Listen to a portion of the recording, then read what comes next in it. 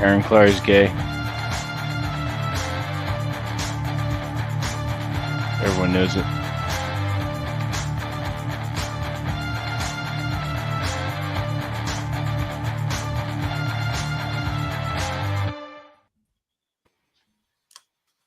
All right, we're live on a Masculine Geek Rogue Friday night broadcast because we can.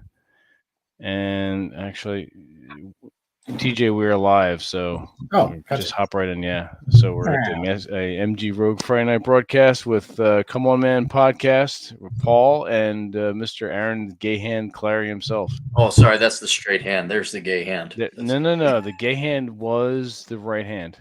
Yeah. Because I felt. Never mind. We don't have to go through the cancer scare thing again. No, we don't need to hear that fucking story again. Gee, let's get your awesome your name up, Clary. Fucking dickhead. Oh, that's interesting because she's dead.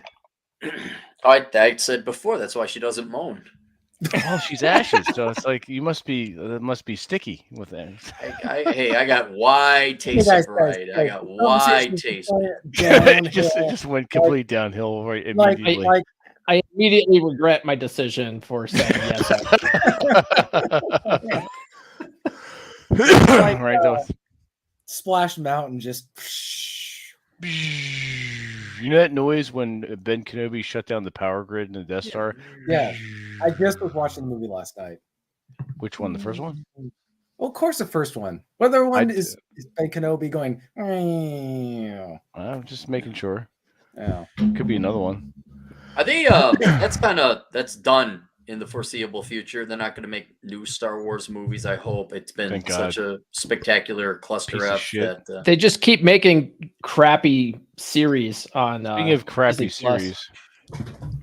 Well, and you know what's really sad about that is that they took all these novels that built up the whole Star Wars galaxy universe, and they said, yeah, those are legends. It's not part of the actual canon. And some of these would make really good films. They would. Oh yeah. I was reading some of them. Now there's some where I'm reading them like, yeah, this. Well, even the one written by R.A. Salvatore, which dealt with the death of Chewbacca, that was a good one. Yeah. I think Shadows of the Empire would make it is the easiest shoe-in because it's such a Star Wars style novel, and there's a replacement for Han Solo because I feel like that's where the prequels were suffering. They didn't have that Han Solo character to kind of give it that swashbuckling space cowboy. Yeah, exactly. Space cowboy stuff. So yeah, it's they may try. I mean, it may be, but it's not going to be. Unfortunately, they're not going to tap into existing opportunities. They're going to try and come up with like the whole new trilogy was completely unnecessary. They could have just gone with what was already there, but they're all a bunch of Spurgs. But that's because Vince and TJ, you guys are more literate than I am. True. No, I mean seriously. I mean you're more experienced in reading and literature than I am. I know there's no set hard rules for canon. And then I think, Vince, you were the one that told me to go watch a video about, what constitutes canon. But these were so bad and so corporate and so fake. I mean, isn't there kind of an element that the rest of society, if they're like, that was donkey balls, can we even consider it? Can like society reject, say that's not canon? I know Disney, you own it, but it was so bad and your intentions were so impure and ulterior that I think that's what the Uber fans are doing, right? They're already saying like that's not true. None of this happened. Yeah. Well, I mean, any intellectual property once it becomes dispersed into the public, it's still your property, but at the same time, it's not. I think that there was the rumor was that there was a fight within Lucasfilm about whether or not to try to salvage the situation and say, yeah, the new trilogy, that was just legend, it's not canon, and start all over. I don't from what I'm seeing, I don't think they succeeded, but there was the rumors that there was an effort to try and salvage the whole disaster. And I think that happened after the Han Solo movie, which was like the only Star Wars movie ever to not do well financially at the box office, which was Really? funny because it wasn't that bad. It wasn't It's as all right. bad as some of the prior films. They really tried to cram a lot into that one movie, you know, to tell the whole story of the Kessel and like everything in the one movie. They couldn't put up into a much longer storyline. Like he met Chewbacca and then he did the Kessel Run like immediately. What just was very poorly. I think the problem is that they're trying to recreate films that were the context is from a different era. I mean, I was watching the original Star Wars film last night, and you can just tell that it was made in a different era, and there was a different cultural mood than what is now, which is why they take existing art and they try to remake it into some context where it doesn't make any sense. This has been one of the things I've said about James Bond for years, is that after the Cold War fell, James Bond really didn't have as much of a context as he did during the Cold War, because he was created as a Cold War warrior. And so that's been the problem with a lot of these new films, is they don't really know what to do with him, because what is he fighting for anymore? They got terrorism or whatever it is with that. But even then they're like, well, he's a sexist, he's misogynistic, he's all this other stuff. He doesn't represent the values of modern audiences. And so the hell he doesn't. Yeah. And so, this is, if anybody's read the James Bond novels, which I have, like they would never be They're made. very dark. They're very dark, and Ian Fleming is not politically correct in any way. No. And thank God for that. So I think that's the interesting thing about all this stuff, is that it's been 40, 50 years, and they're still trying to reuse 50-year-old stuff instead of create new stuff, because they don't know how to create stuff. No. They can't create heroes in a society where it's all victims. Like being a victim is the highest social status. How do you tell a story about a hero or somebody doing something heroic? Or you could say this about pretty much all the movies now, without characters. Yeah. Like like Paul, you were saying they're trying to pack way too much into it. They could have, character development is.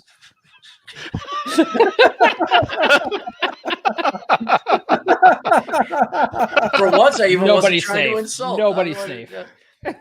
That's right. It's you can't follow a series if you don't develop these people's personalities a little bit. And if all it is a formula, black female, disease-infested vagina in a wheelchair who identifies as a man, I'm like, well, that's great, but is she funny? Is she dour? I mean, Aaron, you want to read the super chat? Red Pill Thor for $10 says, "Skull, you masculine geeks." Skull, Thor. Good to see you, Thor. Or see you. But I just imagine all these series based on previous, whether it's James Bond or Star Wars, you just can't get into the characters. So why the heck would you get two shits about these people in a sequel or the new series? Nobody cares anymore. Did you guys see that the Writers Guild is on strike right now? Oh yeah, good. Because the studios want to basically make them all freelance writers and not give them actual jobs. And I was like, well, maybe if you guys actually came up with something original. I was just say, if you come up with a fucking good story, then you get paid. Yeah. That's how it works. The lack of Coming up with bullshit crap. Yeah, the lack of heroes in stories now is what kind of inspired me to write this book, which is like Legend of Pornia. What? Pornia. Legend of Pornia. Pornia. I like Legend of Pornia better. That would sell me. TJ, consult me next time before you choose the title of your books. There you go. You can market it to the women. You have such a dirty mind. Actually, I don't. It's not. You guys bring out the best in me. You're pretty tame. I am pretty tame. Rurb, I'd imagine, has a dirty mind. Everyone on MG has a dirty mind. Well, even TJ does. We have to coax that out of him. Yeah, maybe I feel both boobs tonight. Woo. I might get to second base. Oh my goodness! Oh God! What was that? What was the voice actor? What was the cartoon from? Robot Chicken. Oh yeah. Oh my goodness! Oh my goodness! If we did totally lampooning us, that guy would do TJ. Oh my goodness! Oh my gosh, some tits. Jeez. Some titties. Sound like half of you guys. Well, that voice is actually closer to Sid the Sloth from Ice Age. Yes. John Leguizamo. John Leguizamo. I told you that story about how he came up with that, right? Yeah. No, how? All right. So when they approached him to do the voice, he wasn't sure what voice to do. He didn't want to do an accent and peg any certain like culture or race. Mm-hmm. So he did research on the sloth itself. So apparently the sloth, when it eats, it saves food in its pouches and then forgets about the food. So the food ferments and becomes alcohol. So the sloth is, for all intents and purposes, perpetually drunk. All right. So he came up with a voice like a drunken sloth voice like this. So that's where John Leguizamo came up with the voice. Yeah. That's how he thinks drunk people sound. Kind of with weaving food around in their mouth. like that, with food in your mouth, talking like this. Yes. I don't know. Who knows? Maybe a It's drunk possible. person with braces. A drunk person with a dick in his mouth. Aaron, can you speak to that? Yes. Yeah. Oh wait, hold on. Speaking of dicks in the mouth, Nick, how you doing? He's gone. What the He's, fuck? hurt his feelings. He's hooking up with a Yankee. Apparently. Why is Nick not wearing sunglasses? Is he? Is he feeling okay? Yeah, is he not? No. He's Nick. When Nick comes on the Masculine Geek show, he's always very intellectual and he wants to look at his Yankee rubber with his own eyes. Correct. Yes. But normally he's got sunglasses on like he's some 80s frat boy douche, you know, dark and it's indoors. He probably was. But he does wear the sunglasses. That's his trademark. But he's more intellectual in the Masculine Geek show, which we appreciate. Oh, okay. Yeah. And it always looks like he just woke up, got out of bed. The hair is always disheveled, you know. So is like TJ and Paul the only ones who don't need glasses? Because I had to get. No, I need glasses. I just wear. I've got contacts. Yeah. Oh, so yeah, we all need some kind of. We all need some kind of corrective device. You know, everybody right? talks about like a Red Dawn situation. I'm like, yeah, I'd be kind of in trouble without my glasses because I'd end up shooting half the people I know just because I can't recognize them from like. Shoot, it wouldn't have to be Red Dawn. I shoot half the people I know already, starting with you guys. We don't need an invasion from the Ruskies for that. Right. How you doing, Nick? I'm just sitting here hoping nobody I know sees me on this fucked up show with these homosexuals. You're in good company then, you faggot. Every time I come on Masculine Geek, I got people DMing me, when did you come out of the closet? I was like, You've always been out of the closet. What are you talking about? I'm not gay. I was just on Masculine Geek. That's our byline. Hey, so I forgot that you guys got me that shirt. I'm not gay, but $20 is $20. Yeah, I that is one of Vegas. That is one of my better memes. Yeah. Dude, But I pat myself on the back. I finally got to wear it out in Vegas because it's appropriate to that, and everyone was having a good old time. They love it, and it's kind of cool. But going between two places, it's like, oh shit, I got this really cool shirt here. I got this. Did anyone ask about it? Like some no, they just laugh. Like, nice shirt. You know, people were very open minded. No fraggy vaggies were offended. I'm gay. What's funny is I took that photo of Cappy wearing that with the autism hat. Oh, the Bucky's hat. Yeah. That was pretty funny. Yeah, and then it's like the image that he's doing with Rollo. Like, for anybody who just has no idea what's going on, it's like this guy's wearing a shirt that says I'm not gay, but $20 is $20, and he's got that gas station beanie hat on, right? Yeah. And he's flipping you off. Like, awesome shit. That's the best thing. I don't know how you live life without, pulling off something like that. You don't right? Have a bunch of, high school senior pictures from your yearbook, all serious and black and white and everything. You're like, yeah, look at this crazy hat. Look at this crazy shirt. All right, there we go. what was this man like? They'll go back and search the Internet Archives. Like, oh shit. And then unfortunately, you ever wonder why you guys are good? You ever wonder why you guys are going to be remembered, and it's not going to be anything you ever worked on? It's going to be some really stupid thing you did, and people are like, oh, look at this, you know. Ah, he was friends with Aaron. That would suck. That would be a really sucky legacy. Indeed. All right, so let's see here. What the hell? Why is this not? Is there a topic today, or are we just shooting? It's just for just shooting the shit. Yeah. Yeah. I think the best thing here is You know, since we're doing it live, I'll bring in my doing it live. Yeah, 1 second. I added that to my my opening for my streams. The fuck it, we're going live. We'll do it live. Doing it live. Yeah, as well. You should. I added that because I don't like doing lives. No. I really. Well, I mean, I like it now, but the idea of it before actually doing them and making it a schedule, I was not about to do it, but Clary talked me into doing it. Actually, he's the one that talked me into doing live. Saves time, man, especially with the busyness you got going on and family and a real job and everything. And you're not like us schmucks who don't really have a real job. You know, like we got government employment man over there. And then, I don't know what Nick does. I think he, I don't know, scares little children. And TJ's never employed. And I don't have a real job either. Paul, you're the only adult here, frankly. I'm just trying to figure out how I can get on the government dole, man. You know? Right. Well, wait, you were ex-military, right? Uh-huh.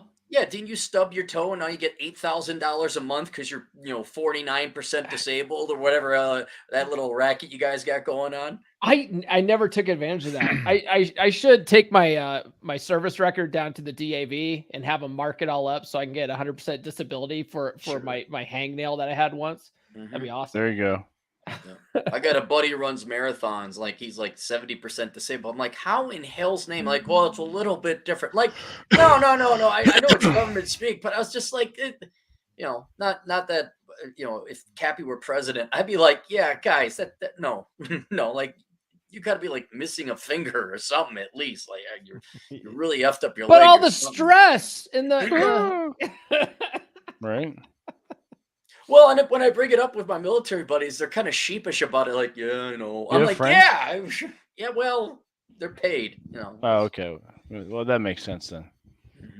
Some of them act like real indignant about it too. They're like, I earned this. I sacrificed it. Like, did you? I mean, some of them really did. Sure. But I know I didn't. I was on a ship for 4 years. It was basically like a cruise liner. I memean, we had to clean and stuff, but we never did anything like terribly dangerous. I don't have any PTSD from mopping, We called it swabbing. I understand. I can even understand. Like one buddy, he was a paratrooper, and his knees got pretty shot. I'm like, okay, I could kind of see that. Yeah, but yeah, what did you do? I got a little ear infection one time, and I'm 25% disabled. It was like, oh, really? Oh, okay. Yeah, I know a guy who was in Iraq, and by it, like he was like 30, and he had the joints of like a 50-year-old. Yeah. I guess some of those guys earn that. Like they're out there like rucking, 50-pound sacks and stuff like that, through the desert, and they're all jacked up. Their knees and ankles and stuff are all messed up. But Clary's out there hiking mountaintops at 100 miles an hour. Yeah, but he's got no excuses. I'm not carrying no like 60 pounds of gear or 30 caliber machine gun. Just let this cross the enemy lines. Heavier than one of Kelsey's burgers. Hey, Les, doesn't this look like Bastogne? It's the trees and all. Yeah, Frank. So is that your dog there, TJ? It is. She seems very docile. What's her name? For now it's Willow. Willow? Okay. Hello, My Willow. next door neighbor has a dog named Willow. I fucking hate that. Would you like your dog's into submission? Your dog's the opposite of the Willow next door. Yeah, it's very, very sedate. Does she like peanut butter? Well, let me tell you. Does that it's dog TJ we're talking about here. So. That's true. Does that dog have any bones? It just looks like it melts over your hand. Like, does it have any rigidity to it? That's just how the dog is. What is it? A purebred or just kind of a mutt or what? No, it's a half border collie, half Anatolian Shepherd. Oh, Border that's a collie, very half-American. But interesting it's a mix. lot like her mannerisms are very eerily similar to Reese. So Mhm. that's why it's funny. All love and excitement for hiking. Yes. No, so that she does go hiking. She likes hiking. Well, I mean, she had gone on one walk in her entire life when I got her. So she's starting to learn, but she's 4 months. So she's not very old. Mm. But she's, like she knows how to she knows that the front passenger seat is her seat. And she gets in there. Of course, that photo I posted on Twitter where I go out to the store to grab something. I come back and she's sitting in the driver's seat. And I'm like, yeah, that's my seat. We gotta correct that pretty quickly. The problem is she's a border collie, and that's apparently the smartest breed of dog out there. She's already learned. She's 4 months old. She's already learning how to open doorknobs with her paws. Oh wow. Yeah. Okay. I'm in trouble. Well, I'm glad you finally got a girl to like you there, TJ. That's awesome. That's Thanks, Progress. Kathy. Progress. Yeah. Does it hunt? Does it hound? Does it shepherd? What does it do? Like what is it trained to do? Border collies are trained to shepherd like herds of livestock like sheep or whatever. So this is gonna be a high energy gal. Okay, cool. Yeah. Well, it probably sounds like a great hiking dog. Yes, she will be good for hiking. So Have you gotten in any now that you moved, I won't say where, but are you still hiking then out in the mountains, or has your hiking changed a little bit, or what? not as much, and mainly that's due to gas prices. It's like it's been for the last 2 years. It's been above. We're talking like 430 and above. So it's just to get to anywhere where I want to hike that I haven't hiked a million times already. That and also I live off a state route that you gotta get a backpack for the dog or a sidecar, like I said, a sidecar for the motorcycle, which is something I want to do. Yeah, we'll see what we can do. One of the problems is my highway is the one that everybody goes to go to the eastern part of our state. So traffic on the weekends is a freaking nightmare. Whereas when I lived in the central part of the state, I lived within 15 minutes of the nearest mountain. So I could do a lot of hiking that way. So I haven't been able to do a lot of hiking, but with this guy, I wake up at like 5:30 in the morning to take her out and just, take her to the backyard or whatever. So I'm thinking I could get up early enough and just not, avoid the traffic and all that. That actually is something I run into is like, man, I've done, especially in Vegas, like now we're starting to hit Utah, central Utah, maybe even go down to Arizona.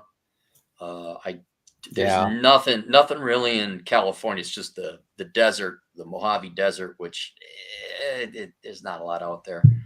But yeah, if I'm gonna get any new hikes, it's at least 2 hours away to get to the trails. Yeah, that's kind of what I've done a lot of hikes, and I'd like to take her out on some hikes. It's just going to be, it's got to be at least at her age. It's funny. What's going on? I changed Aaron's. I changed Aaron's name. Oh, yeah. So it's gonna be interesting. The one thing I like about having the dog now is I just realized there's a lot of places I've wanted to go in my state as far as lakes, camping grounds, or just rivers. And I used to take Reese to Lake Wenatchee, which is where I used to live, and just where a lot of people are. But I just wear him out with exercise, throwing stuff in the water, and he loved it. But when you go there by yourself, it's like, what do you do? There's nothing to do there. You were saying when you take her hiking, she just kind of like lays down and like. Yeah, she'll just. That's the problem we got to work out. You have to beat her more. Well, the problem with it works. The problem with her breed is they want to be the alpha. They want to be in charge. Well, you're in trouble. I'm not in trouble. I just need to be really. I'm kind of got to have a firm grip. Hand. You have to put on the iron gauntlet. Exactly. Yeah. Well, Paul, were you running a marathon or something a while ago? I just did Bend over and cough. I just did a 10K out in Fruta, Colorado. Fruta, is that where that's where Clary lives, right? Fruta. Why do I can picture is that by Salida or is that on 550 or where is it? It's just outside Grand Junction. Oh, it's over on the west side. Yeah. So it's it's like one of the first towns you hit when you're coming in from Utah, right before you hit Grand Junction. Nothing. Yeah, there's nothing to the west of it. Yeah. Yeah, there ain't shit out there, and there's so it was an annual trail run festival out there called Desert Rats, and so did a 10K out there. Next weekend I'm doing a mutter race where it's like an obstacle race.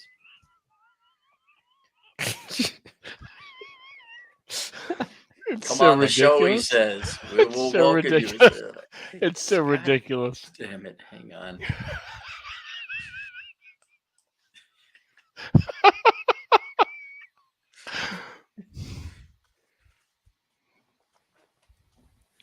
Oh, fuck.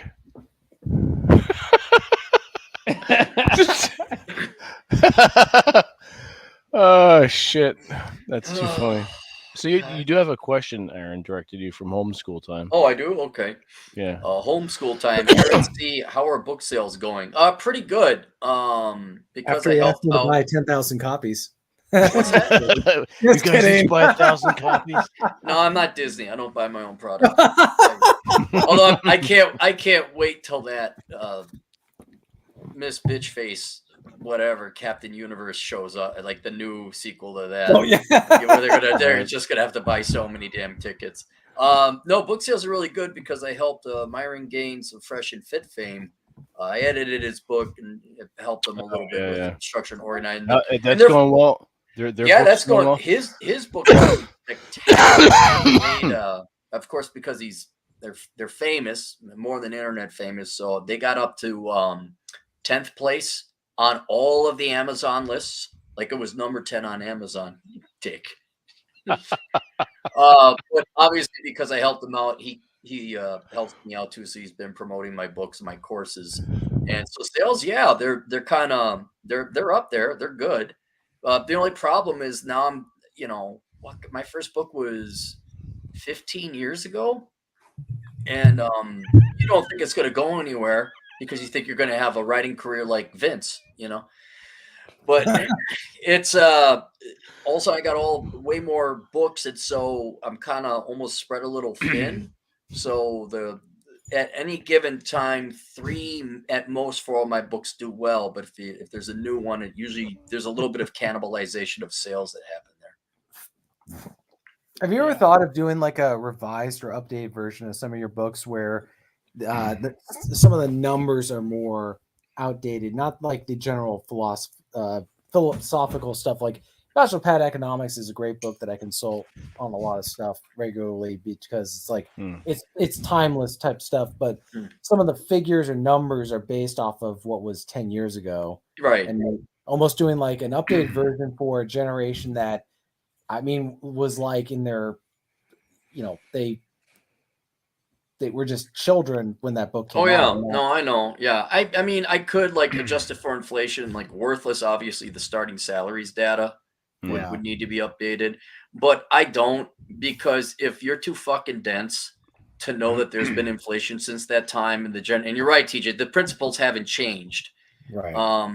So I don't really update it all that much. If at all, I don't update it at all. Yeah. I don't know. I just rather write something up, but it's a pain in the ass to update because then you got to update the paperback, you update the Kindle, then you got to update the audio. Yeah. It's like this isn't. That's a pain in the ass. Take all the numbers I have in my books and multiply it by 1.5. There you go. Now you got the modern numbers, but the lesson is still the same. Don't be a dipshit and major in women's studies. It's evergreen.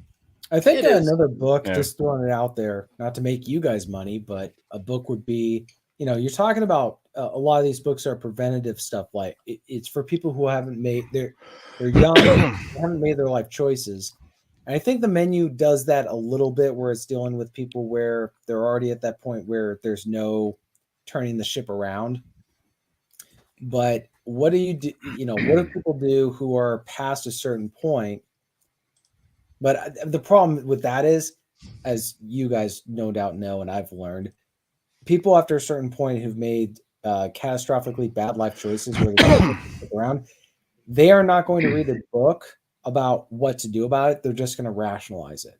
Right. And that's where Operation Evil would probably make money. We're just like, hey, you know, you waited too long to have children. Well, you know, here's why it's not a bad idea, and here's why you should feel good about yourself and give me money. I made an attempt at that. I kind of floated a trial balloon rather cleverly, where the menu Life Without the Opposite Sex addresses that. Like, it's too late. Right. Half the women are forecasted not to be married, therefore half the men are not going to be married. And so what do you live in life? And so there, if you read through the women's menu, because I have like appetizers for everyone, some common sense stuff, and then all right, see you, Paul. And then something for men, but the women's menu is perfect Operation Evil, and I can confess that publicly because no women bought the book. And so when it comes to Operation Evil, at least when it comes to women selling them books or propaganda or whatever, really, Vince, really? You ain't even ask me what 5,176 was? What is that? That's your book rank right now. I looked it up. You know, that's fine. Ball gags to lightning or whatever the hell it was. I didn't write it for you. Well, it's kind of like I wrote that article on my Substack about how like the gender war type thing is going to just escalate because nobody has just whatever the word you want to use, whatever term, whatever concept, but they don't understand the idea of stopping what they are doing, saying it's not working and figuring out what they're going to do. So if you're dealing with a woman who's like 39 years old, they're single, childless, and they're like, what do I do? The only thing they're going to pay money for is to have someone tell them that it's not their fault. That's just the sad reality. And what is their fault now? Well, right, but they're not. But they're not going to. They're not going to ever turn around. They're not ever. And that's one thing I've learned more recently about the human mind, especially in America, especially with. If you want, you could find a counter narrative to your bad decisions. There's always some snake oil salesman that's going to tell you why it isn't your fault, namely the Democrat Party. And so they are stuck in that cognitive dissonance. And if they, you know, let's be honest, between your parents' money and government money, you don't really have to go get a job. You don't ever have to really face this reality. I mean, now the numbers and the finances will come to an end. I think drugs are actually drugs too. Yeah, there's an escape. Yeah, no, absolutely. Yeah. But what do you do to someone like who's 40? Their youth is all gone. Their life is at least halfway over. Yeah. Especially women where you don't even have your beauty anymore. They got nothing left but escapism or delusion even. Yeah. And so there's no way. I've talked to women that were in their 40s that were single and childless, and they've cried to me on the phone. And too bad for them. Well, no, what I mean is they realize that there's this hole in their gut area, like a feeling of they missed something. Like, well, I don't know what I'll console you, but I don't know what you want me to tell you because that ship has passed. Right, but only if they're drunk and like confessing to you, like where the truth comes out a little bit. But the front they put up front and how they vote and how they act and how we all have to interact with them. I just don't care. I if anything, I've trained myself because it's about the only thing valuable or the only thing available, I should say, is to enjoy these people suffer. And it took a while to be on this other side of 40 to like realize it. But like, oh, I remember you assholes. You're the ones that told me I was wrong and and I hated this and I was this, all these failings. And because I simply, I guess, wasn't popular or carrying on this lie. And now that you've actually lived the lie, well, okay, now I get to see you guys like truly suffer. Truly, wow.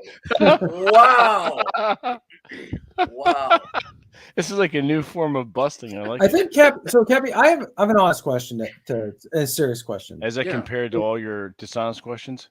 No, it's where you're kind of joking, but like this is kind of a serious question. Mm-hmm. because this is something I've struggled with, is when I view people who are doing this stuff that to me is just beyond my capacity to understand.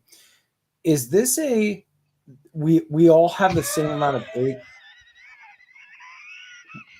Fucking dick. Oh my gosh. Jesus Christ.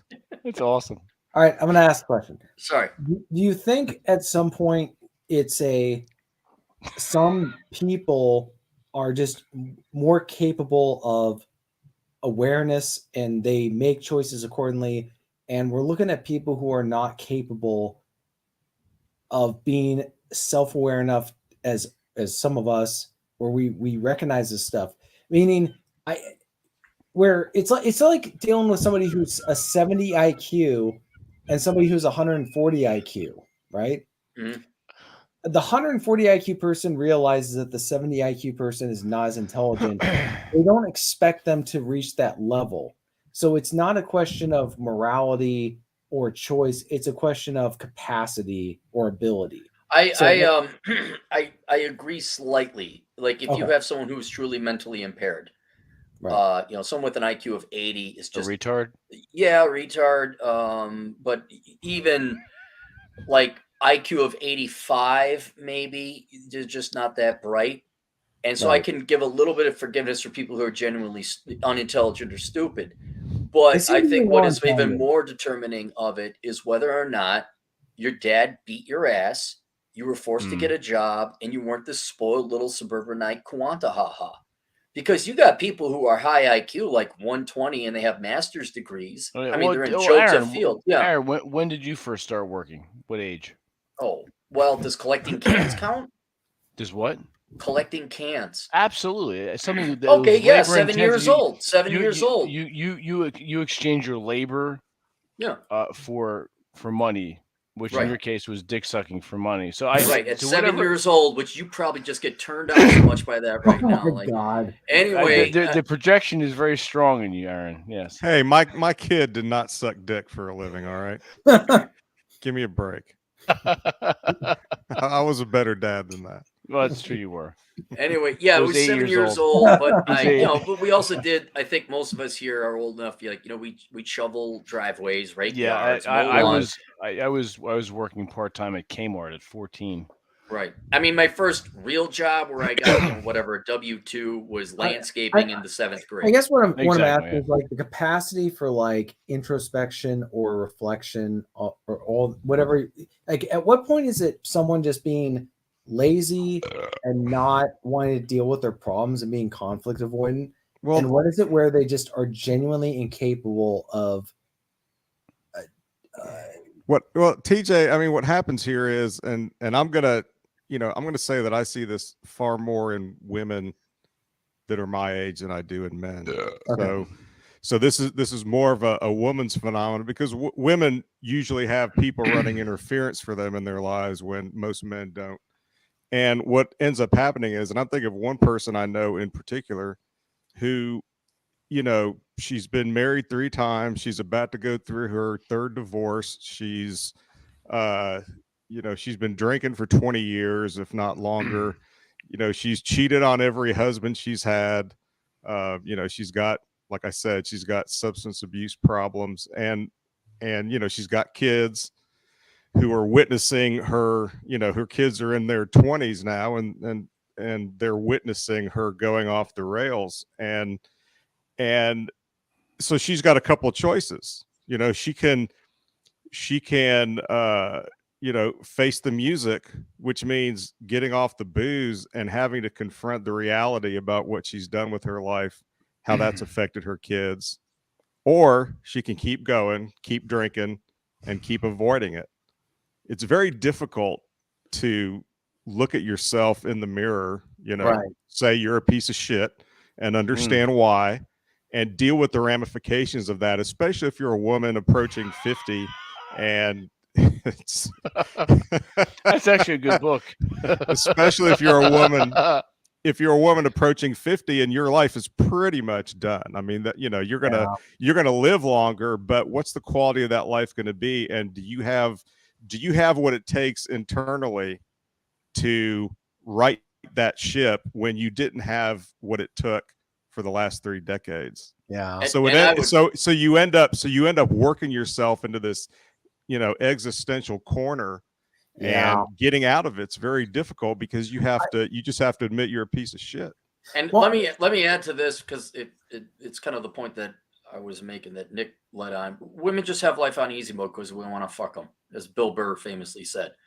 And if you are not taught resilience, self-supportation, independence, self-reliance, because guys are fucking you, or they'll give you money, or the government will bail you out, or whatever. Not to say men, trust fund boys don't have this happen to them too. But if you are shielded from reality, you don't know how to handle that reality, and that stunts your ability, regardless of your IQ, more than I would say someone's actual IQ, as to whether or not you wake up and accept the reality and like, I got to do this. And so, and Nick, we could draw another parallel or a bit of evidence from using women as an example. Once their beauty is gone, all of a sudden they're kind of slowly turned on to normal mode, not hard mode, just normal mode of living life. Now, a lot of times they can't handle it. I know several friends of mine who they're now mother-in-laws or their parents, including their moms, they're like, didn't save any money. They're expecting their kids to bail them out. Well, you're not going to do that to you. You're like, fuck yes, I get the hell out of here. You see what I did to Vince's mom? I'll leave you starve if I have to. So, so that distance or shielding from the requirements of the real world, I think, is what is the number one determining factor, whether or not you admit you were wrong or you're in a bad situation, and that it is ultimately your responsibility to go and do it. Because for the longest time, they've had somebody else bail them out of their problems, whether you're on welfare, whether you're a pretty girl who's lost her looks, whether you're a trust funder and the money went away. But yeah, that's where I see the people who then resort to escapism, delusion, entitlement, anger, whatever else. I think the issue I was getting at is that, if a guy's as capable as me, and I know that, and we're like hiking up a mountain and he's complaining about how he can't go past a certain point, you turn to them and you're kind of hard on them. They're like, dude, you got to like man up. You got to deal with this, whatever, like stop being a bitch, whatever. But if you got somebody who, is not as capable as you, for whatever reason, like let's say they got polio when they were a kid, back when polio was a problem. Yeah. Okay. Yeah. But that's my point. Is like, are these people genuinely the most literal sense they cannot do this, and it's not realistic of us to expect it, or is it they have the capacity to do it, and we have a right to morally judge them for not meeting that standard? Right. I agree with the latter, unless you're like physically impaired or mentally impaired. Like if you were Vince, I'm surprised. Surprised he knows how to turn on a computer. But here's the reason why I say that is people will make changes when they're threatened with death. And that's kind of what happened to me when I was in college. Not that anyone was threatening my lives or people would let me starve, but I had to work. I had to pay for all my food, clothing, and shelter. See you, Nick. And there was no one to help me. Parents weren't going to help me. They had no money. I was an evil white man. And they I wasn't going to qualify for scholarships even back in those days. So when you're hungry, which is technically like, yeah, I'm looking at death, or like, geez, I hope I can make rent, and no one is coming to save you. Oh, we lost Are you there, TJ? Can you hear me? Yeah, I can hear you. Oh, okay. I didn't. Okay, we put him on solo layout because he's got Willow there. If you make people starve and like, hey, you're gonna die, you're gonna be in the cold, most of them will wake up and also discover a work ethic. And we give them.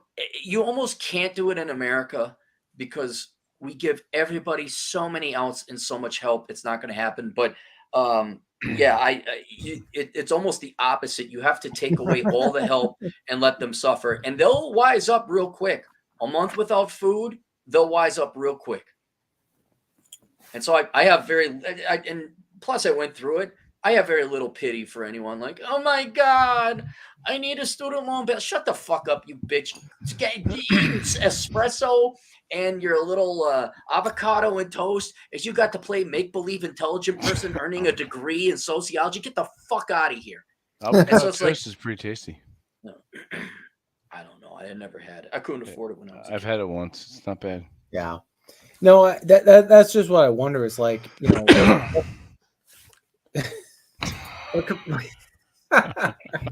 Oh, you want to talk? You want to talk? Let her talk. You want to talk? It's like, you know, what right? What can you realistic expectations for other people? Like, do you expect them to be? Do you have a right to? So when they don't meet a certain expectation, are you being unrealistic, or are you just? It's a reasonable expectation. They're just being inferior human being by choice. Yes. The pain, everything is incentive. You either are positively reinforced or negatively reinforced. And if there's not enough pain and there's no cost to continue being a welfare collecting sponge, they'll endure it. They'll stay. I mean, look at all the fat guys who are like on unemployment or disability or their mom's basement, living off of mom and dad. They're yes, they're scum. I mean, and let's flip it another way. Like, I understand you're trying to be intellectually honest and ask whether they are capable of doing it, which we may or may not. I argue yes, and give them no forgiveness and let them face death, and they will straighten up. But here's a counter argument to this. Who gives a shit? They don't have a right to take my time, my labor, so that their fat asses can live. And so all it is slavery. It's like, I'm a lazy sack of shit. Boo hoo hoo. I have the autism. I have social anxiety. I'm disabled. I'm Hispanic. I'm female. I think I like licking dick today. No, I like licking vagina. Oh my God, give me all the disabilities in the world. Fuck, that's nice. You might actually be disadvantaged, or some of those things might even be true.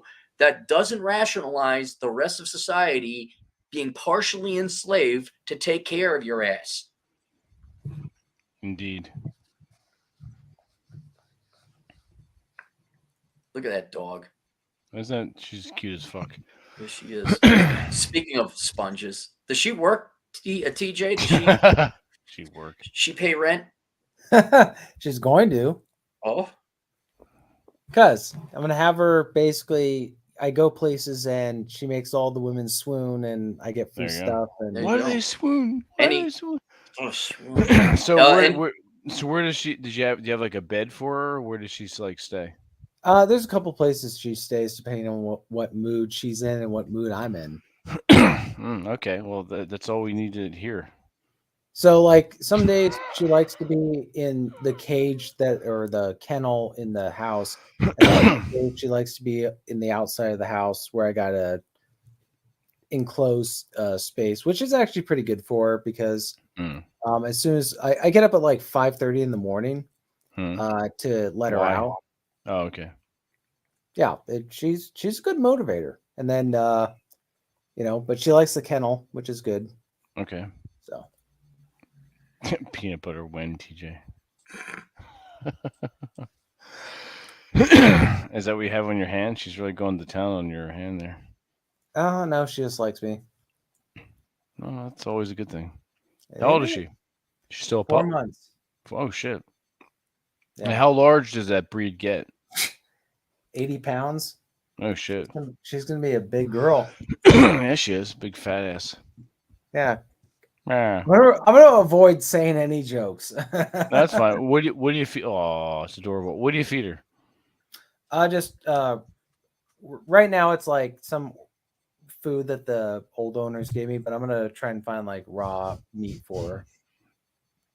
Somebody screenshot that. That's an awesome shot right there. That's very cool. And Clary, so that's nothing new. It's not news.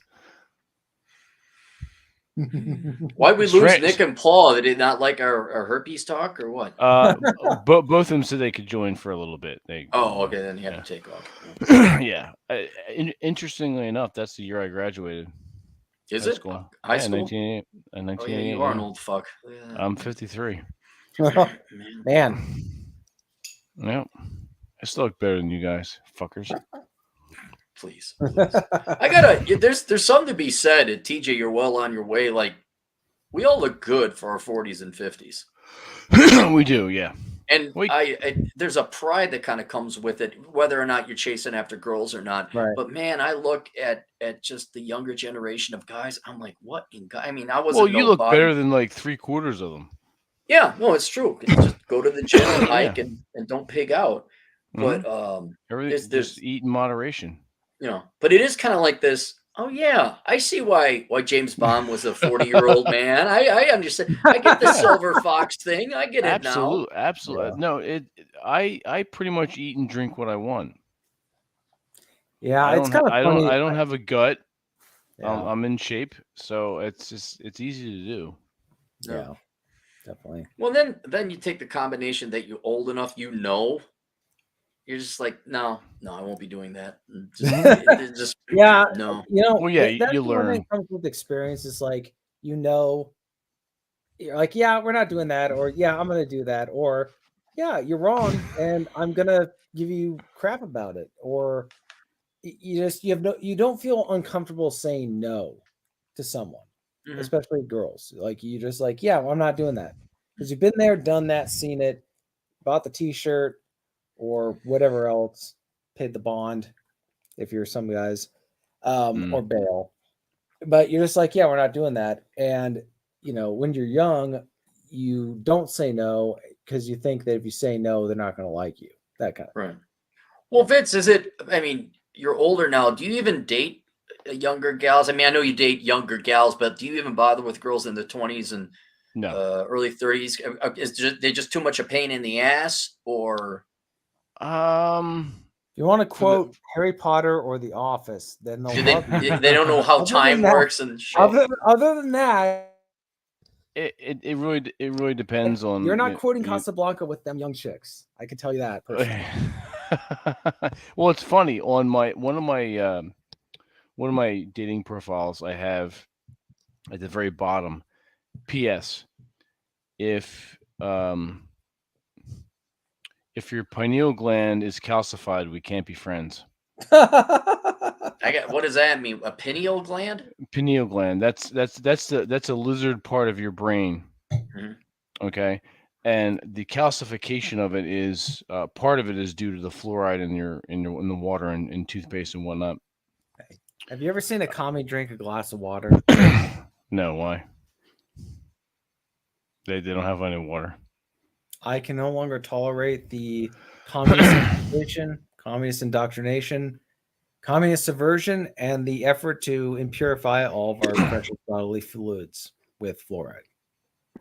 Well, anyway, so this gets calcified. What happens? People lose their mind? What? Nobody got the reference. That's fine. The calcification of your pineal gland is something that dampens any psychic ability you may have, and also dampens your IQ.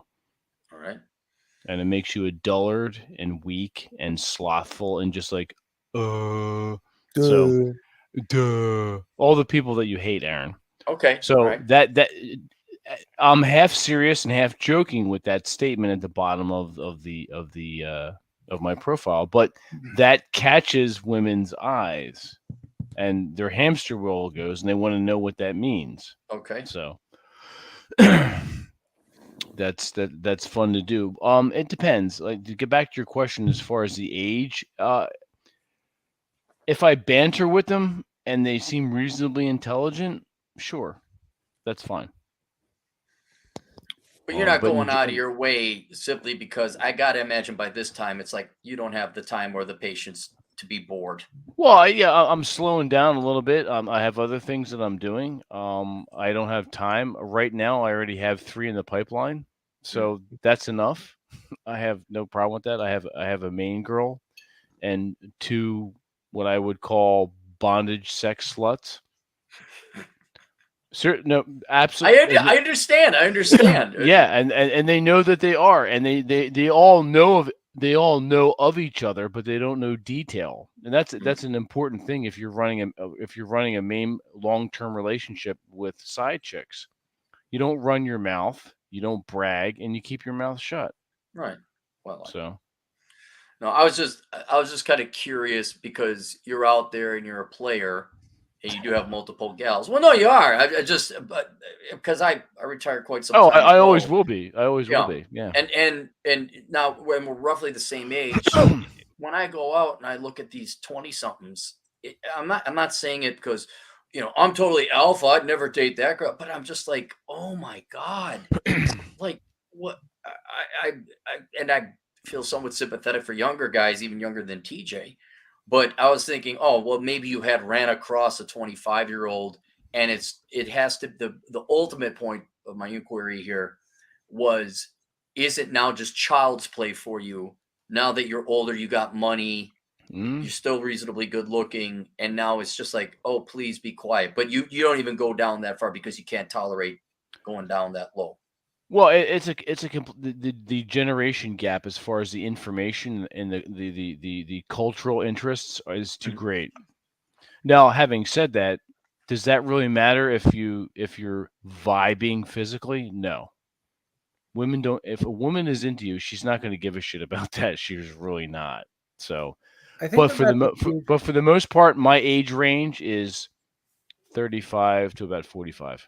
Okay. I gotta say, I was thinking about this today. Like all this game advice nonsense online that I see is like, yeah, all that stuff is dependent on if she's into you. If she's into you, you can say a lot of dumb, stupid stuff, and she's gonna think it's cute, or she's gonna think it's enduring or whatever. She's gonna find it attractive. If she's not into you, you can say something that's really witty, and she's not gonna be interested. It's the same thing with. Sorry, it's like a fat chick. A fat chick can be witty, and we might find that witty. We still do not want to have sex with her.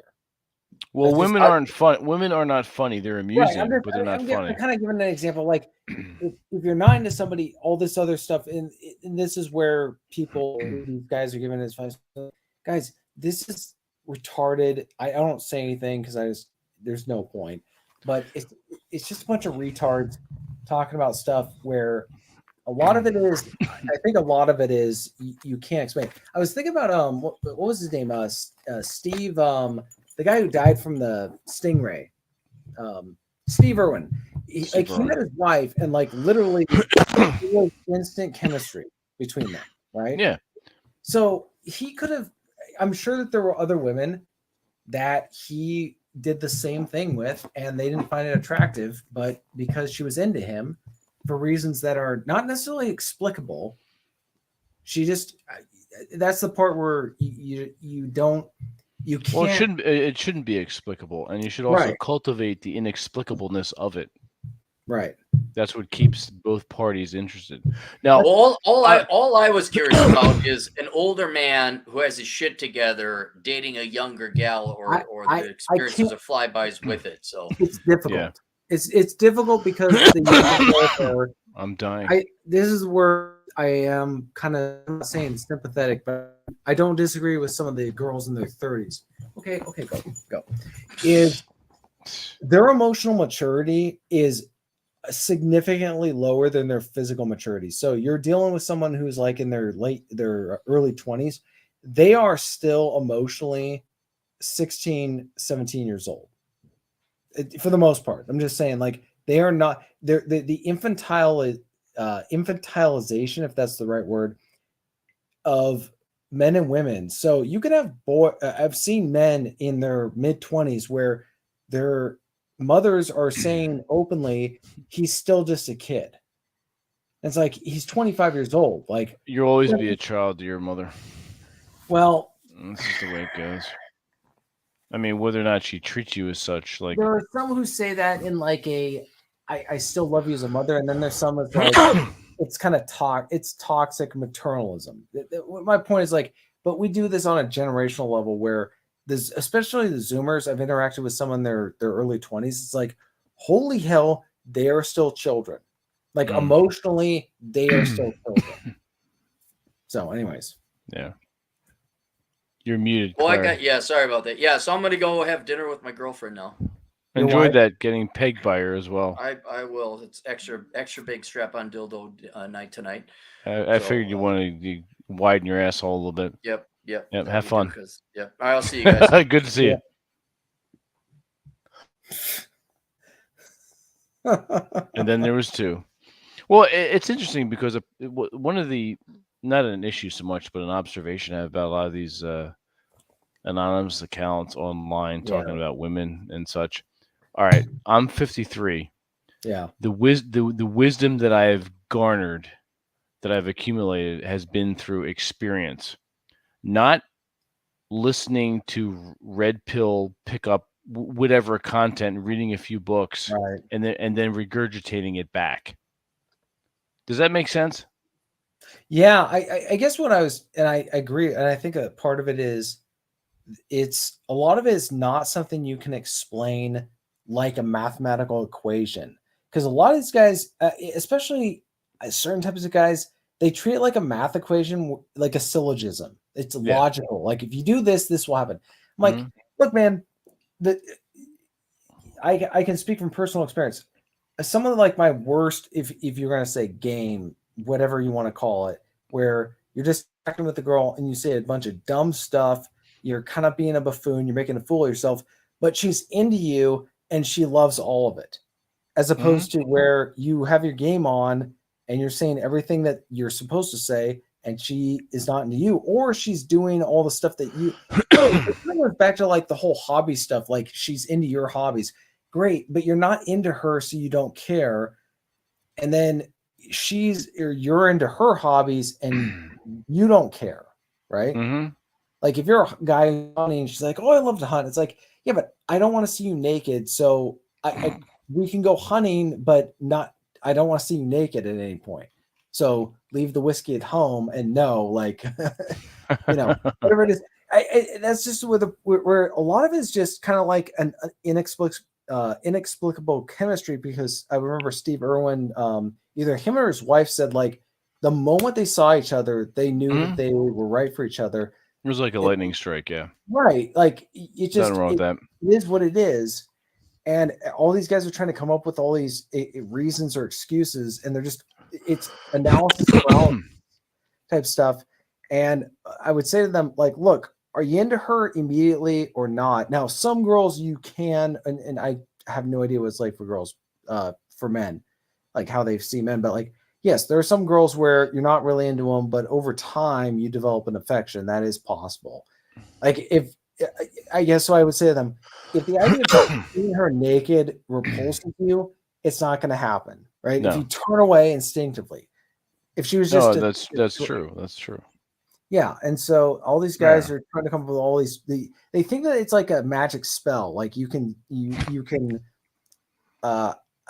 what's the right word? Not, I don't want to say seduce, but put them under a spell with the right words. It's like, no, you can't.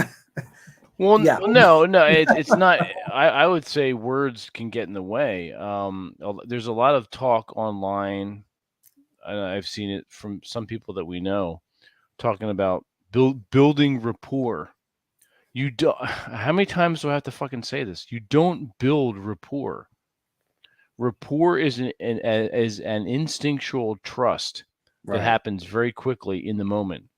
Right. Has nothing. You're not building. You're not building anything.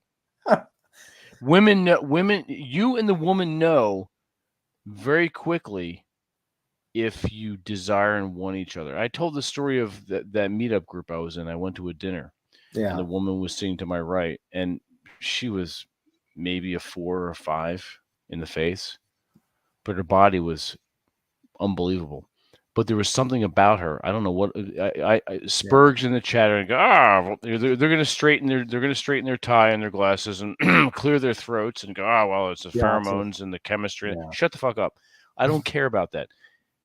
To me, that was magic. Yeah. And we immediately wanted each other. And I didn't fucking care what she looked like. And we had a very tempestuous physical relationship for about 6 or 7 months. Yeah. And that was fine. So you can, and there wasn't much talk going on at all. At all. No, I'd say that that's actually more. Shut up, Andrew. I'd say it's more of a. What did I tell you? I'd say it's more of a sign of like it's not something I can explain, but where you can read them and they can read you, and you don't have to talk. No, it's all sub communication and body language. Yeah. That's the part where these guys. No, the problem is you have to act. I keep my mouth shut because I'm just like I'm watching this, and you know what? I don't stand to make money. That's not why I'm online. I don't care. It's not, and it doesn't affect my relationship with any females. So like, I don't care. But it's just I'm watching, just like it's just painful to watch people say stupid stuff, and especially guys who are like they genuinely believe it. They're not being grifters.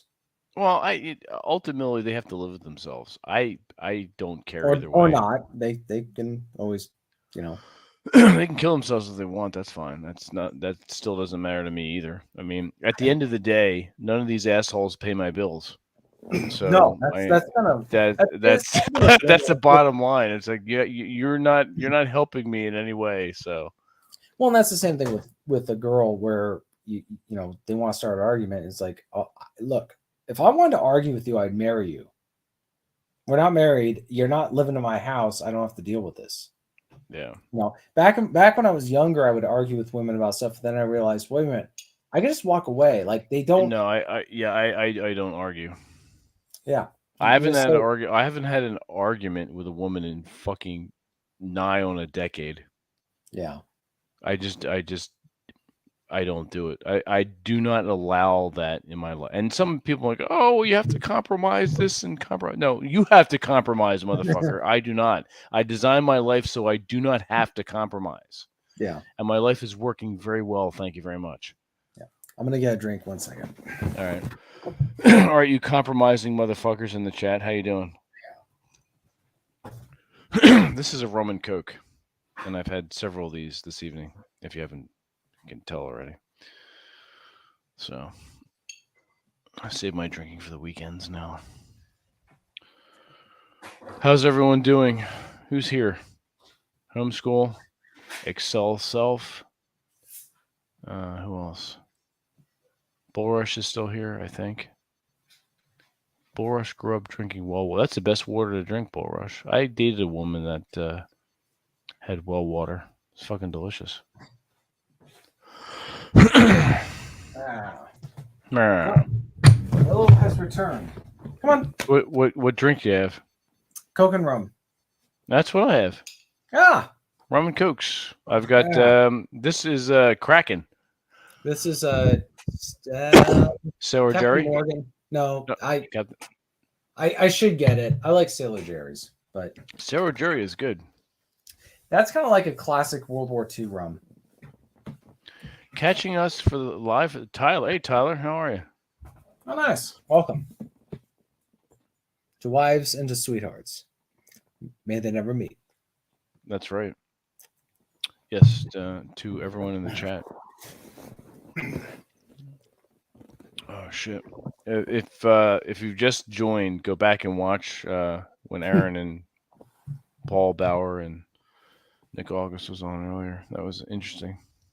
Yeah, it's been kind of great with as far as the dog, because she wasn't fully potty trained, but she's not causing any problems because I just let her out early morning and late at night, and so I was a little worried about the responsibility side of it. And now, granted, it's been a week; she needs to be trained and all that kind of stuff, but she's pretty well behaved for a pup. Like, she's not feral. Okay. But the nice thing is this breed tends to be more well behaved. So it was kind of a steal for me. Like, it was a good opportunity to get a dog. I knew this was kind of a once in a lifetime opportunity, kind of like my first house, for people who know the story, where everything just fell into place perfectly. So I thought, you know what, if I'm gonna get a dog, this is gonna be the time. So okay.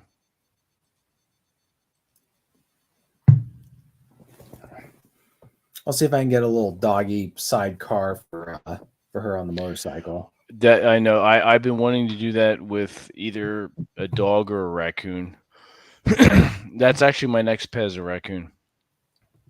No, I'm not sure if I'm going to wait till Mowgli passes or I just introduce him to a raccoon pup.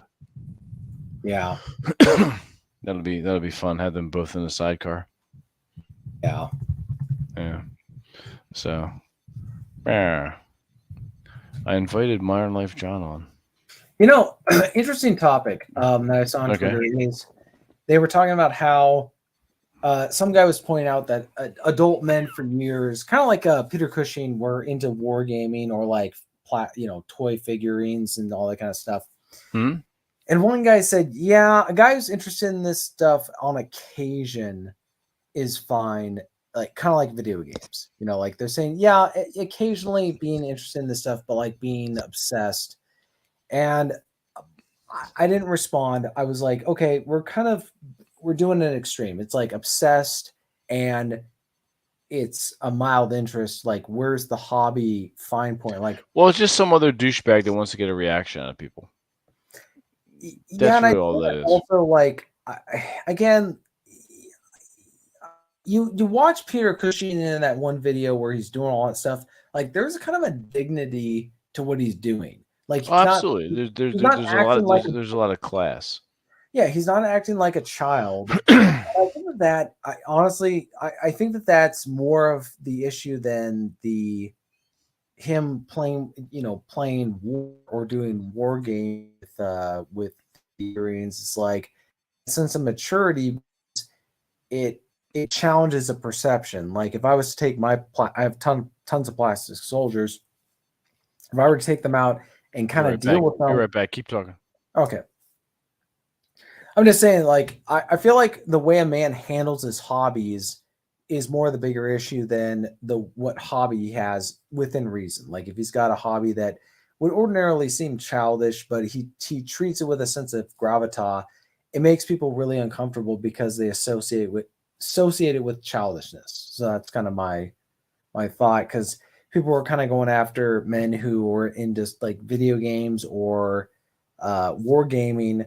Now, wargaming is a little bit different because you got to make the figurines and you got to paint it and you got to do all that kind of stuff.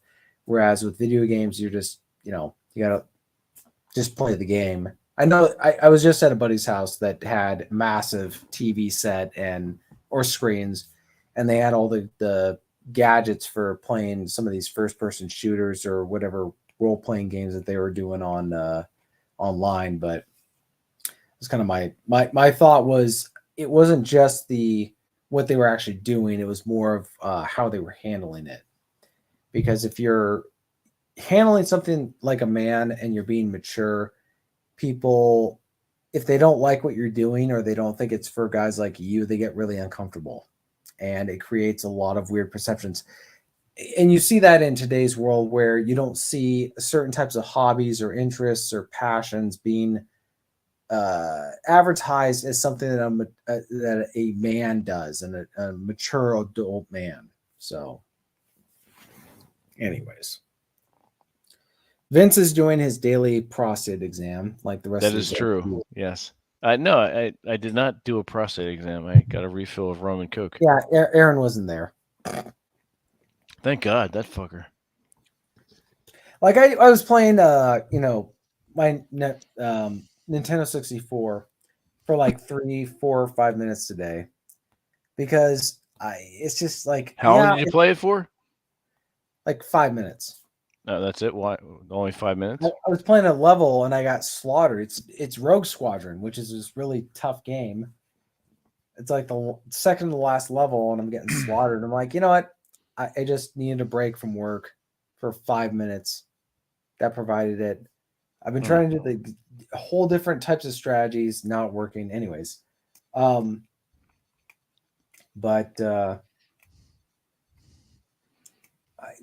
that's kind of my theory. It's like because it's like Matt Walsh who's like, oh, anime, immature for immature men. It's like, I'm thinking to myself, okay, what is a good hobby for a man other than drinking whiskey? I get the whiskey, cigar stuff, like, that's acceptable.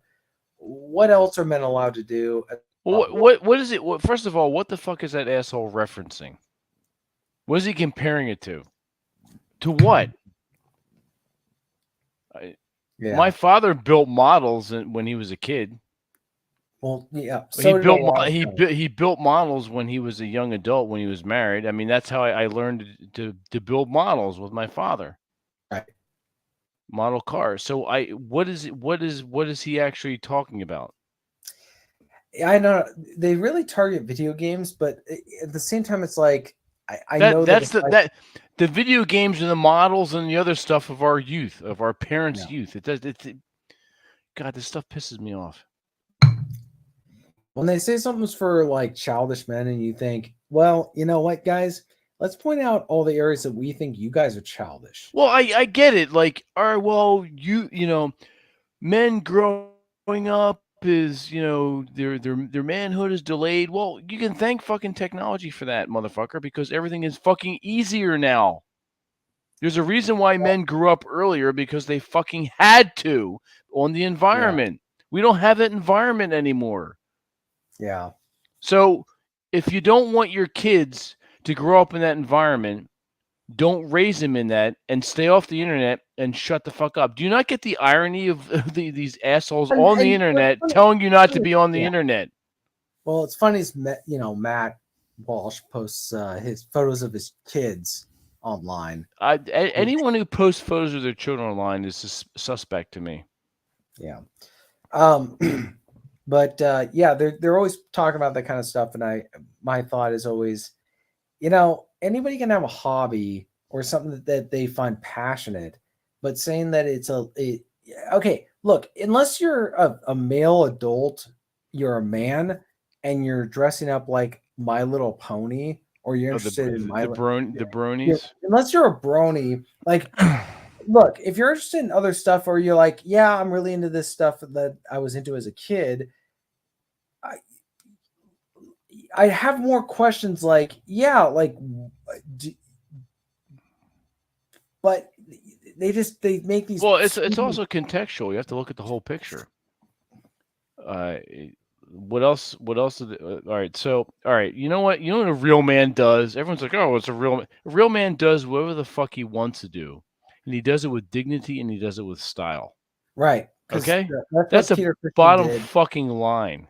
Yeah. Well, that's what Peter Cushing did with his stuff. Like, my favorite part of that video was when he pulls out the cigarette. I know, right? Because smoke. Complete style, yeah.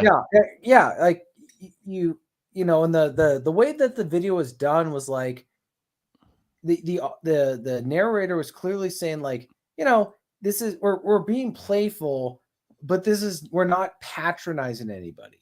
Yeah. We're not patronizing anybody. And he said, like, hey, Napoleon was interested in this stuff, right? This great military commander. And then, saying even H.G. Wells' book was like, boys from age 8 to 103 or whatever. Like, the understanding was the interest in this stuff never ended. Exactly. Yeah. No, it's true. Pretty much. And it shouldn't. Let's see here. Invite. Who are we bringing in? Modern Life John and Geeky. Uh-oh. So.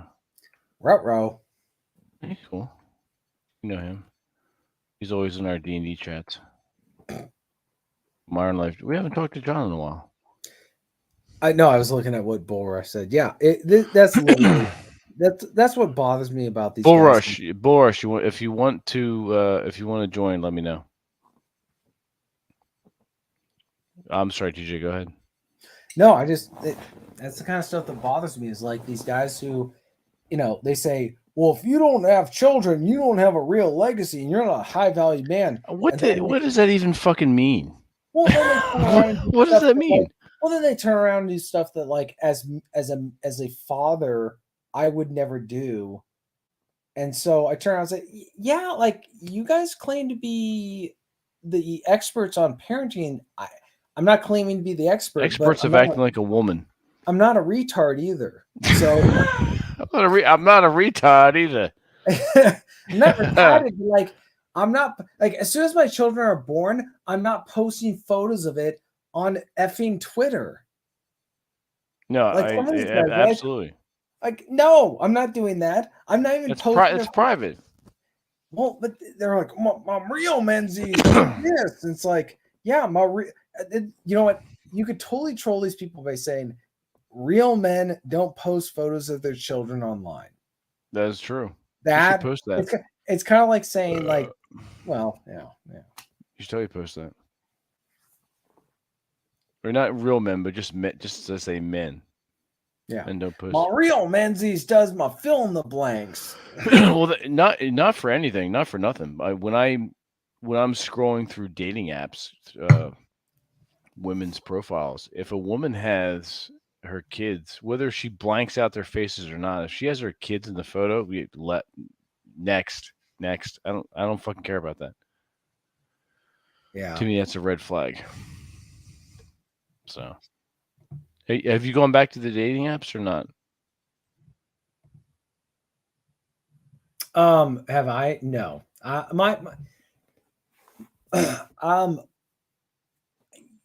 not gonna go into why. Like, it's just not. No, you don't have to. I just asked whether you were or not. Is like, look, like, my whole thought is, you're never gonna know until you meet them in person. Well, you won't know until you meet them in person. That's a good way to meet them. Okay, you're shooting yourself in the foot, TJ. No, Mm. not. Yeah. All right. So, all right. Let's cast ourselves out here and do theorizing. So, where do you expect to meet a woman of your values? It's kind of like saying, "Hey, TJ, like, do you want to get a dog?" And people are gonna laugh. I know, like, you're gonna, or it's like my house. I'm not gonna laugh at you. Well, I'm just saying, like, I had no intention of getting getting a dog, and then my buddy hit me up, and everything fell into place. Like, all right, so you're just hoping like something happens. I'm not hoping. I'm just saying, like, I know what I need, and there's no way for me to, like, go out there and search. You should like be like in the old, like when I grew up, like, so before we had the internet. See if you can glom onto this. Back in my day. Back in my day. Get off my internet lawn, you assholes. Get off my internet, boy. So before the internet, the newspapers would have classified personals. So you could put like the internet, the app version of your ad in the newspaper. So that was kind of interesting and cool. So you should do that, TJ. You should advertise. Like back at like how about like in the early 1900s, 1920s, these guys that were out in mining camps that were advertising for like for wives. You should totally do that. I hate to say it. I'm being kind of honest. Like, if things are going to be honest, absolutely. Okay, if it's going to happen, it's not going to be where I'm looking for it. It's just going to happen. Oh, I get it. For it. So I think that's part of it is people have to just go live their lives and not be looking for this stuff. So it's kind of like with my first house and my even my second house, but my dog, I wasn't looking for any of these things. They kind of fell into my lap. But here's the thing, before the Spurs and whatever, that was for me. That may be different for other people. That's been my personal history. That may not apply to you. You may have to go out there and find this stuff. You may have to go out like okay, classic example. My dog, the prior owners met each other 10 years ago, to be sure, online. So they did online dating. So that worked out for them. But even they admitted, like, you know, when we met each other in like 2012, that's not the same as like it isn't a strategy. And I don't have a strategy. I'm living my life. That's not even good either. What? No, TJ, I understand what you're saying, and there's something very noble and romantic about that, which I see the appeal of. For myself, I can't do that. I'm not mocking you at all. Right. What I'm just saying is I'm a little more proactive than that. And then, then again, I have different goals than you. Like, I know you would ultimately like to get married and have children, correct? That's the rumor. Exactly. That's a rumor. Oh, I'm your Huckleberry. So there's nothing wrong with that at all. Right. I don't mock or disdain that either. As long as you're going into it with open eyes and you've got a good head on your shoulders, you'll be fine. But that's not that for myself. That's not my life path. So I guess I have it a little different than you. Correct. Yes. Right. That's why this is the thing I keep emphasizing with people when I'm talking about my own life. Like, that is for me, like my first house purchase and even my second house purchase. Those were things where there's no way you can plan for that stuff. And it wouldn't. No, I get it. It happened beyond my control. And this dog situation happened beyond my control. So, okay. So what you're saying is, in regard to women, you're going to treat it like the dog. So you're going to go, if I have this correct, you're going to go live your life. And if a woman crosses your path that meets your values and you're interested in, you'll bring her into your world. Is that correct?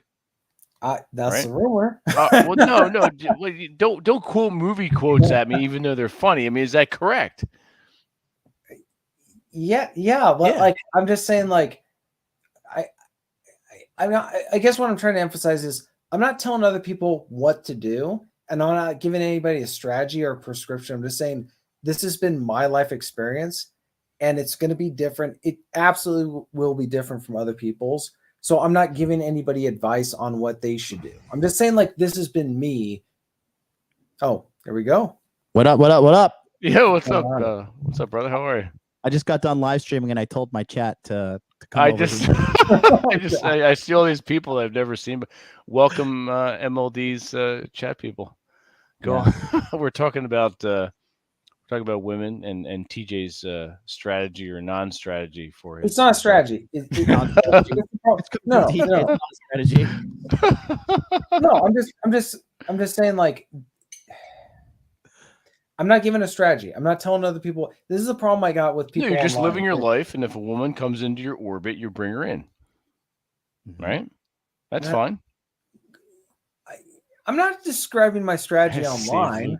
I don't share secrets with the enemy in a time of war. But anyways, I'm just saying, I guess what the problem is with so many people online is they want to say, well, this worked for me, so it's got to work for you guys, and pay me money to tell you how it worked for me. Like, no, I understand. I get it. That's the point. It's like, but everybody assumes that. I'm not saying I have no idea what everybody else's life circumstances are, so I'm not giving advice to anybody else about anything. Like, this dog that I just got just fell into my lap. There was no strategy involved. My first house, there was no strategy involved other than I was just happened to be in the right place at the right time.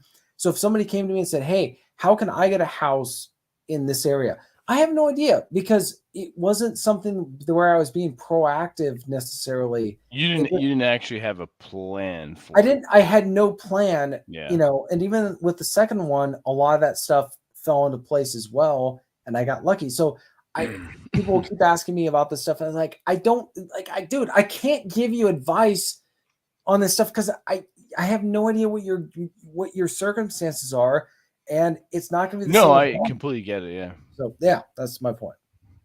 Okay. When was the last time you got laid, TJ? I'm just asking objectively. That's just funny.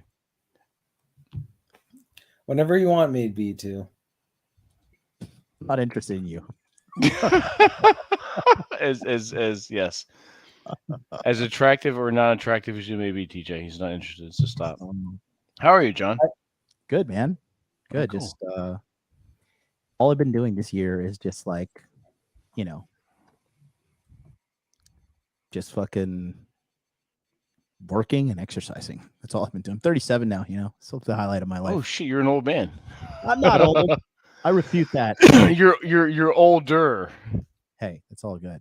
It's all good. You're older. Okay, cool. But no, I'm living the dream, baby. Nice. And your masculine empowerment starts when? Monday. Yeah. How do you know? Oh, okay. Oh, yeah, sorry, I just saw the thing on your icon thing. I literally just got done streaming. So Oh shit! Well, thanks for joining us. yeah, no, it's been a while. You know, you're a real cool friend of mine. So Absolutely, want to just come and just catch up. It's been a while. it has been a while.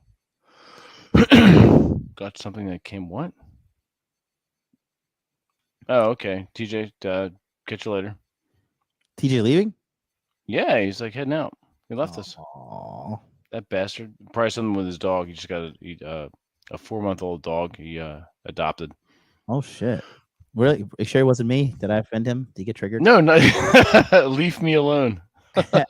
What about fucking Rob? Rob used to hang out with me all the time, and I think Rob doesn't like me anymore. Rob says? Yeah. What? You haven't have you talked to him?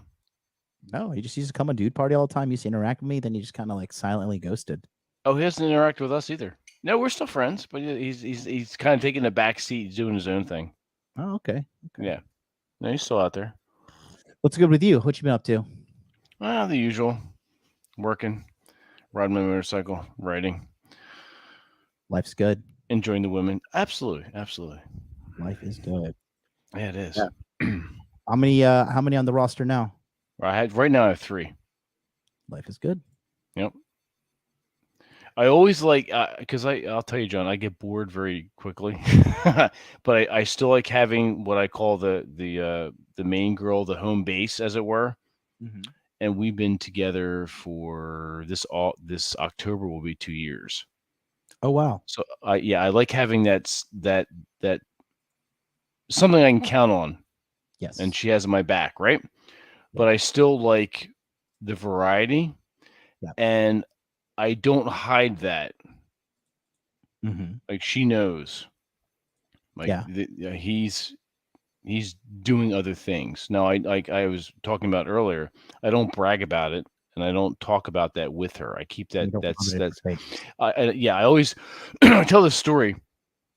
In a job I had a while ago, one of the managers, we'll call it. It wasn't a manager, but we'll just, for the sake of argument, call it a manager. He would come by and talk to some of the employees nearby, and one of his employees in his department, he became friends with her and her family. Now, her family was from Italy, and they became so close. He and his wife and his employee's family that he and his wife went to visit her family in Italy. They were all around the dinner table with the employee, my friend and his wife and their friends. So you got this bunch of, let's say like a dozen people around the table, all talking, men and women, couples. And the subject of mistresses came up.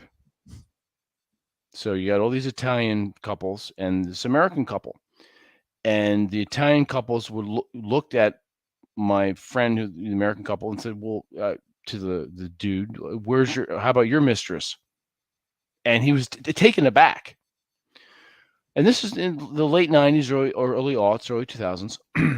So it wasn't that long ago. And he's like, "What are you talking? We don't do that in America." He's like, and everyone was flabbergasted, the men and the women, that this couple, the man did not have this high value, like high status man, did not have a mistress.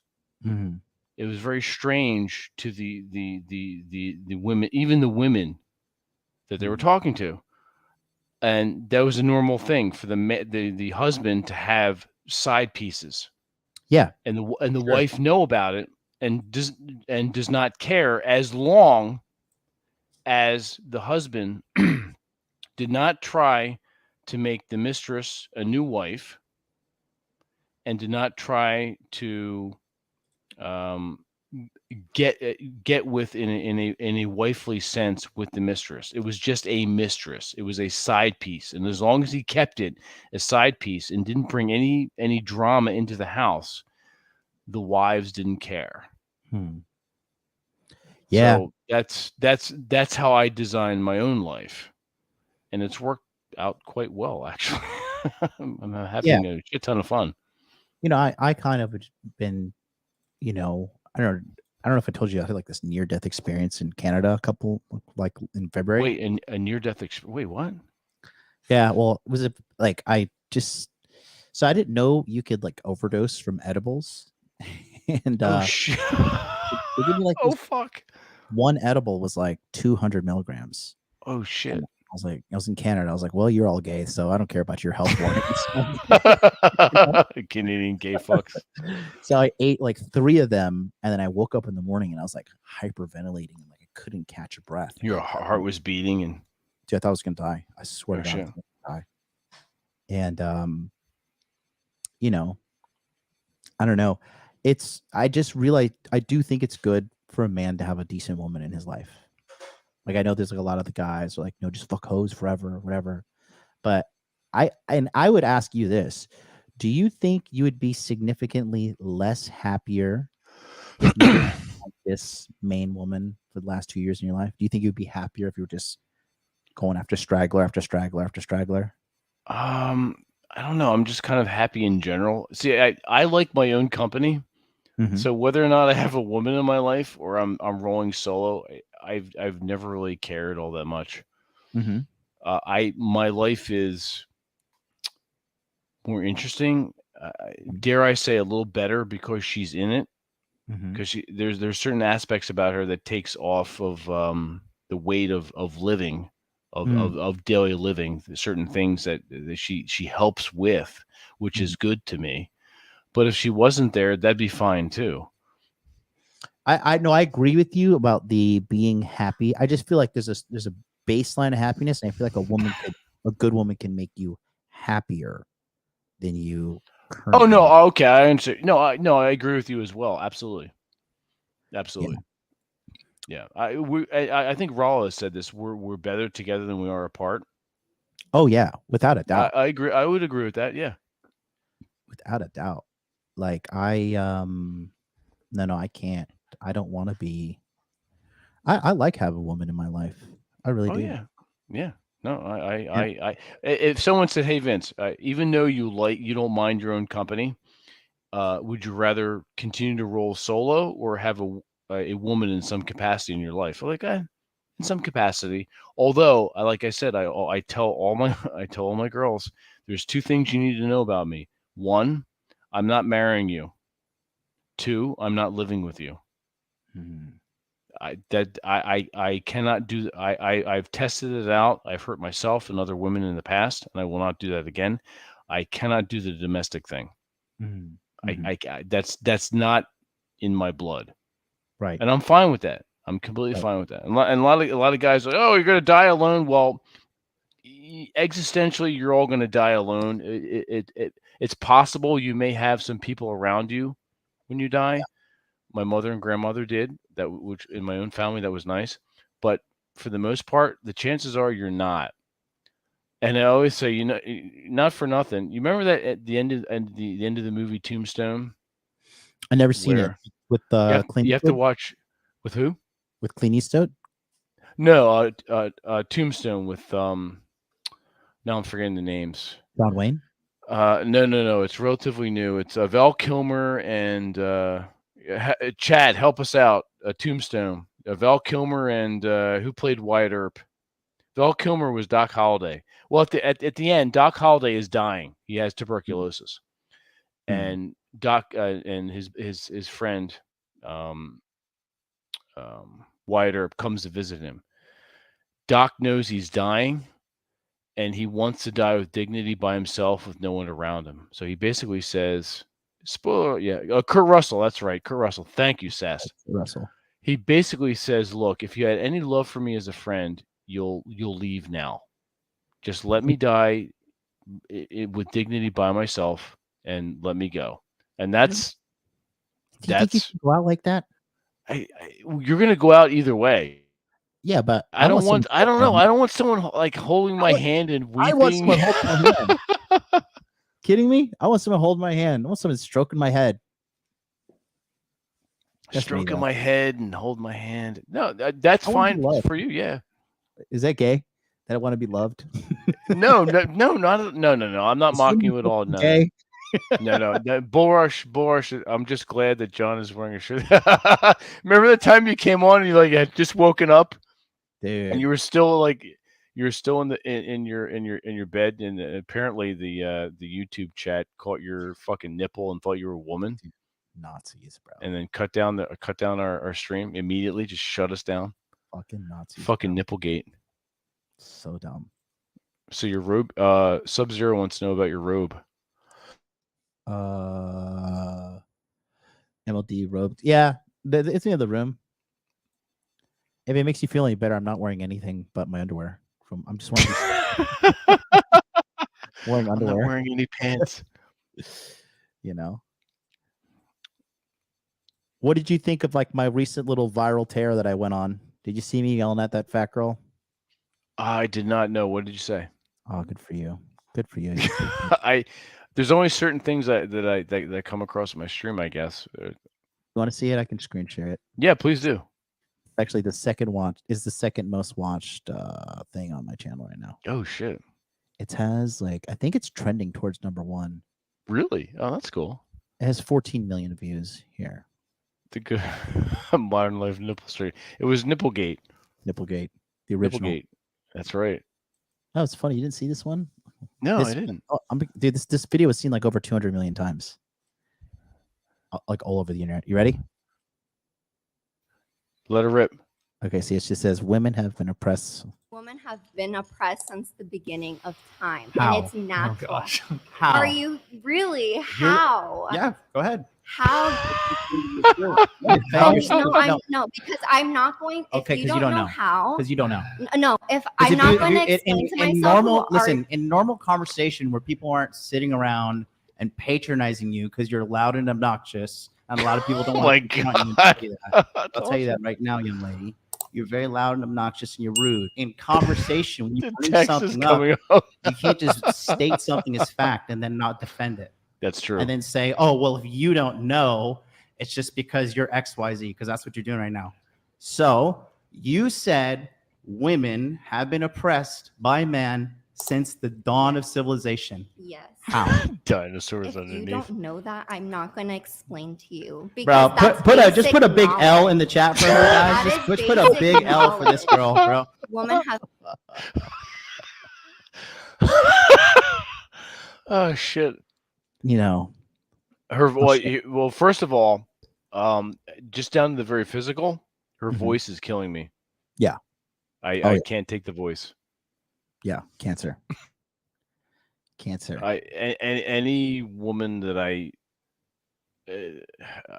meet, I have to have them send the voice thing. I've got to hear your voice before I meet you. I'll show you one more thing too. This one. Sure. This is the one. This is funny too. You might like this. All right. Ready? Oh yeah, gotta let her rip. What makes a high value woman? Oh god. What's that? Concepts foreign Let to me you. Modesty. Modesty. You just don't like it when a woman is outspoken. You're intimidated by that. You No, just it's met me like annoying. 10 minutes Well, ago. okay. And let's- you're already guys, starting guys. to say, you just called me you insulted hold me. on. I have not insulted you. You- I said that you are intimidated. It Wait, seems to me listen. that you are intimidated. Nobody's intimidated by you, first of all. I don't. Second of all, Yeah, you no, don't it even- seems like you're intimidated by You- listen. somebody that speaks the truth. That she's triggered as Oh my Yeah. god. I slipped up and called her a bitch, but fuck that bitch. I don't give a shit. that was probably not the best, but that's all right. That's funny. No, I still can't get past her voice. And you're right. If you're going to make a claim, especially that women were repressed since the beginning of time, you have to back it up with some facts. I mean, And if you can't, then you're going off of emotion. Yeah, you don't even know what you're talking about. another thing too, like you're the one who really like opened my eyes to this, and I think a lot of these younger guys don't get it, but like they think I'm crazy when I say like we in America we've been infiltrated by communists Oh my through, god. through the education system, Correct. using feminism, using the alphabet mafia, using all this shit that's in the country Yes. from the inside out. You open my Yep. eyes to the communists, and it's most likely Russians infiltrating through the educational system. because the That started in the 50s and 60s. Correct. And then the Chinese have infiltrated, and there's Chinese spies all over our government, fucking all our simp. Our State Department is rife with bullshit. Absolutely. and has been it's been that way, I say, since the late 40s, early 50s. Right, because they were trying to get revenge for what happened after World War II, correct? Part of it, yeah. Part of it. Yeah, man. Nope. You know. So what's your take on things in the direction of things, where it's going and all that nowadays, you know? With what in specific? The direction of the USA and whatnot. It's hard to tell. Anything that happens is not going to be like this grand like change. It'll still be subtle. Yeah. Everything is what you call communist creep. There's small little concessions, like the whole idea of death by 1,000 cuts, paper cuts, death by 1,000 concessions. That's the same thing with our rights, our privileges, as it were. Right. The changes that are made in the United States are small little increments usually in the name of safety. Yeah. For the most part, right? we need to do this to keep you safe. Yeah. Because of X. Yeah. And a lot of people think about it. They don't think of a greater context down the future, how that's going to affect us. And they say, okay, you know what? You make sense. That's reasonable. Sure, go ahead. And then they have the incremental change. And then they move the goalpost. They keep moving the goalpost. Like case in point, back in the 40s and 50s, most high schools had shooting ranges. Right. Do you know any high school now that has a shooting range? No, you don't at all. They've changed that for safety reasons. And I see that trend continuing. Small incremental changes for our safety.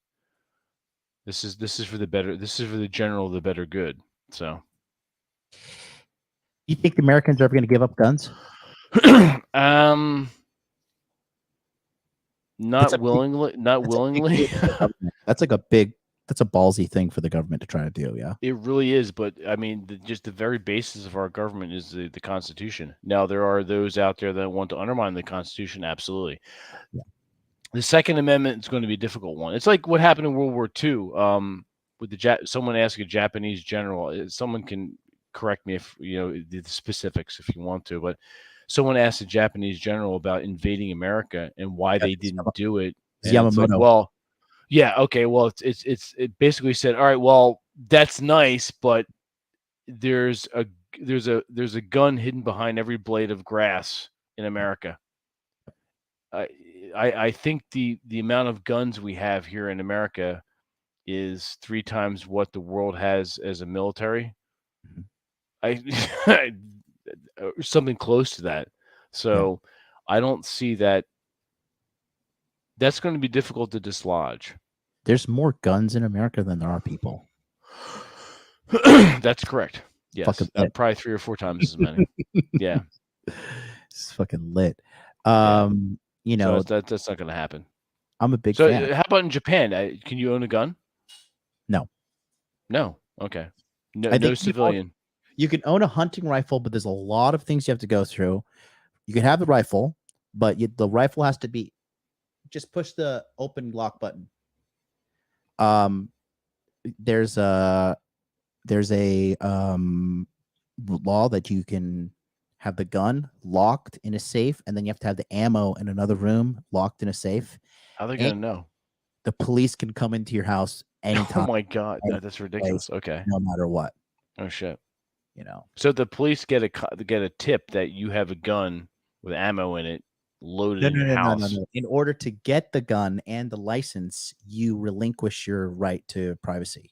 Oh, I see what you're saying. Gotcha. Come in your house any 3 o'clock in the morning. Knock, knock, knock. Sorry, we're here. To check your ammo and your gun. Okay. Oh shit! I had no idea. But the police in Japan are pretty reasonable. Like they're not like America where they're just like fucking crazy. Oh, yeah? No, not at all. Not at all. Okay. Not at all. I had no idea. So how long have you been in Japan now? Let's see, 2013, 2015, 2, and then 20. You're going on 10 years then. To present, yes. I'm on 8 years. Oh shit. Okay. Getting my 9th. Yeah. Damn. And you love it, right? Dude, there's no way I'm going back. No. Dude, I would fake a marriage to a gay dude here. Back to America. That's fantastic. That's funny. There is no way. I had to be like, no, we're really conservative gays. We don't show any public. It was all private. So when you come back to America, what's your impression then? Why is everybody so fat and ugly? These big fats. Fat and ugly. Can you bring Tabasco, please? All right, I'm going to go drain the lizard, and if you wouldn't mind entertaining the audience, I would I'll love that. Thank you. Talk to them. Hi, everybody. Welcome to the Masculine Geek broadcast. Let me just tell you something, too. Vince is super cool, guys. He's a pimp. He's in his 50s. He gets multiple women. He's into BDSM. He actually did a live, let me tell you something, earlier in the Masculine Empowerment Network. The OGs know, right? He actually is into a certain type of BDSM called mummification. And this is when you wrap a woman up and you mummify her. And he live mummified a girl on the live stream for us. And, you know, showed us all these different levels of BDSM thing. He also has a girl that she likes her breasts tied up with like shibari rope, and she's into bondage. So Vince does the bondage, he does the mummification, and he was like, she liked her tits slapped and her ass slapped and all this stuff.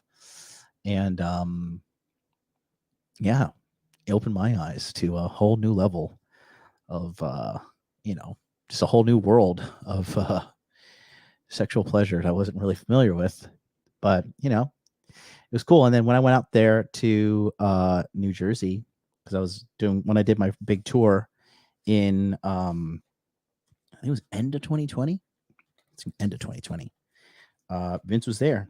Yeah, I did Donovan Sharp show, the one-on-one with Donovan Sharp, which I think he took down or something. I don't know. There's a small portion in Donovan's career where he didn't like me for some reason. He like heard some bullshit through the comments. But you know. Hey, Mom, can you heat this up? It's freaking cold. Alpha male over here. Mom, heat my pizza up. Here. Just put on plates and put in the microwave for like 30 seconds, 45 seconds. This box won't fit in the microwave. You got to put it on a plate. Thanks, Mom. Love you. Get that meatloaf ready, Mom. Somebody's shaming me for eating pizza. Leave me alone, okay? I worked out hard yesterday. I tracked my calories. You shame me too? Come put on this microphone and just shame me. Pizza shamer. Pizza shamer. I'm eating pizza, like chat's shaming me, but you should completely eat pizza. I eat pizza like once a week. It's in my calories. Yeah, I eat pizza like once in a while. Yeah, nothing wrong with that. No, I killed it yesterday. I have like this personal trainer that he like. Oh yeah. Yeah, I don't like. I'm getting so busy that I don't even have time to plan out my workouts. Really? So this guy, he's a champion bodybuilder. He's like, I pay him like $100 an hour. Oh shit.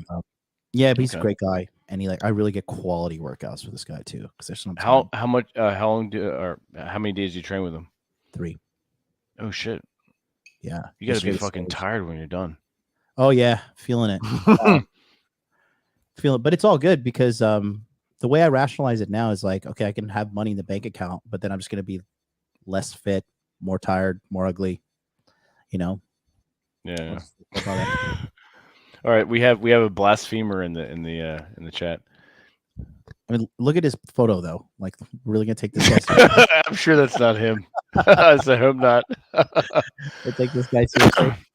I've been doing a lot more sparring lately too. Oh yeah. Cool. I posted the videos on Twitter. I'll have to take a look at that. So much stuff comes through my Twitter; it's hard to keep track. Yeah, my Twitter is just an incoherent, insane rambling. Right, I have to curate it better. Thank you. Yeah, it's good. I can feel the heat on it. Thank you. My mom's here. Oh, hello, MLD's mom. She's been here since March 16th. She's on fat camp. Oh. Since she's been here, she's lost 11 pounds of fat since she's been here. Oh shit! Okay, good for her. Well done. Right. Very cool. 15. How long is she staying? No, not 15. 15 pounds? She was 153. Now she's 138. Were you really 153? How tall is she? Oh, she's 5'4". Okay, that's reasonable. Yeah, she's a little pork chop. A little pork chop. She's good better though. Mama's a pork chop. Because she came over because everybody's so fat and ugly in America. So she just thought like, oh, I'm just like not as fat as like this 300-pound Karen. Oh, that's hysterical. Shape. But then she came here and then she's like, whoa, all these like skinny, beautiful Japanese women everywhere. Okay. So. Well, that's cool. So she's been with you March, April, May. Almost, 4 months now? 2. March, April. Oh, 2. I'm thinking of, yeah, okay. Yeah. Math is hard when you've been drinking. Is that a calzone or that's a pizza, right? Pizza. Okay. Nice. Pepperoni? Mm-hmm. Oh, I got pepperoni. Pepperoni and bacon. Yeah. I love it. Got a bacon. Oh, yeah. You drinking tonight? Yeah, only on weekends and very moderate, but this is a rum and Coke. Oh, nice. Yeah. Regular Coke or Coke Zero? No, Coke Zero. Mm-hmm. Gotta keep the weight off my ass. Mm-hmm. We were talking about that earlier. I work out 2 or 3 times a week. I exercise, I kayak, I hike every now and then. There you go. And I eat pretty much and drink what I want. So, and I'm not a fat ass. You want to see a sparring video of me? Yeah, show it up. That's cool, Amos. You got your Warhammer fan. Nice. I'm fighting these Japanese boys in the there's this gym here that is owned by K1, which is like the Japan's kickboxing organization. All right. Let me see. I gotta scroll through it. But that video of me and that chick went pretty viral. The one you just showed me? Yeah, I was just in Hiroshima. I was showing my mom what's up. And I think I did see some of those pictures. Yeah. Yeah, that's cool. That had to be like there's a special reverence to those kind of places. You know? It's very powerful. You feel the presence. You just feel the weight of what happened. Yeah. Oh yeah. They really rub it in thick in the in the museum. Really? Here are the vaporized remains of these children's clothing. Jesus Christ. They lay it on thick. It's like going to the Holocaust Museum in Washington. I've never been there. How's that? Yeah, that's sad as fuck. If you're not crying on the way out or shedding a bit of a tear, you're a cold motherfucker. Oh man. Yeah. That's yeah. I would suggest every dude go see that. Holy shit. Yeah. Yeah, that's something else, man. I'm not a big fan of all the death. No, it's not something you revisit. It's not a yearly destination point. Here. Okay, here we go. It's 2 minutes long. I have 2 sessions if you want to see them. Yeah, sure. But I've just been focusing kind of just on just becoming a better fighter with my hands. Okay. And all that. What style again? Just kickboxing. Oh, kickboxing. Okay. There's it right there. Ah, okay.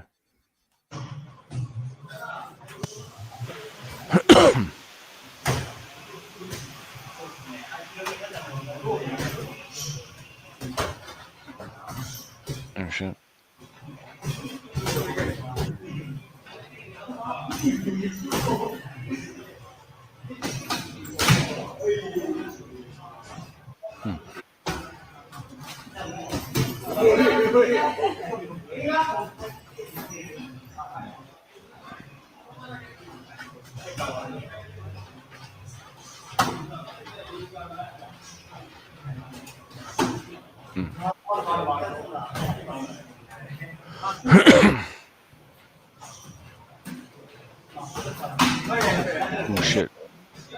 That's a good one.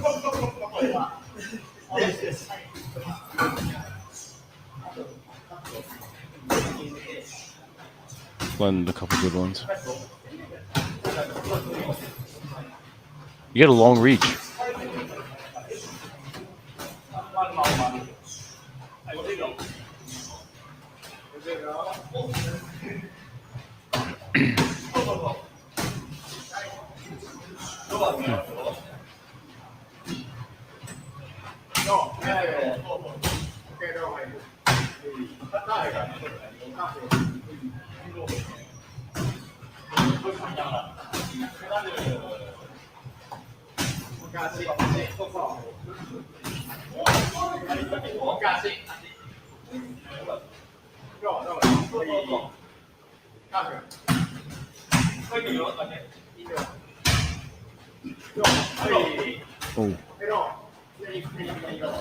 Oh, nice.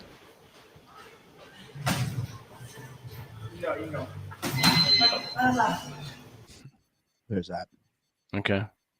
So I'm no like champion like Andrew Tate, but How long have you been doing that? The kickboxing?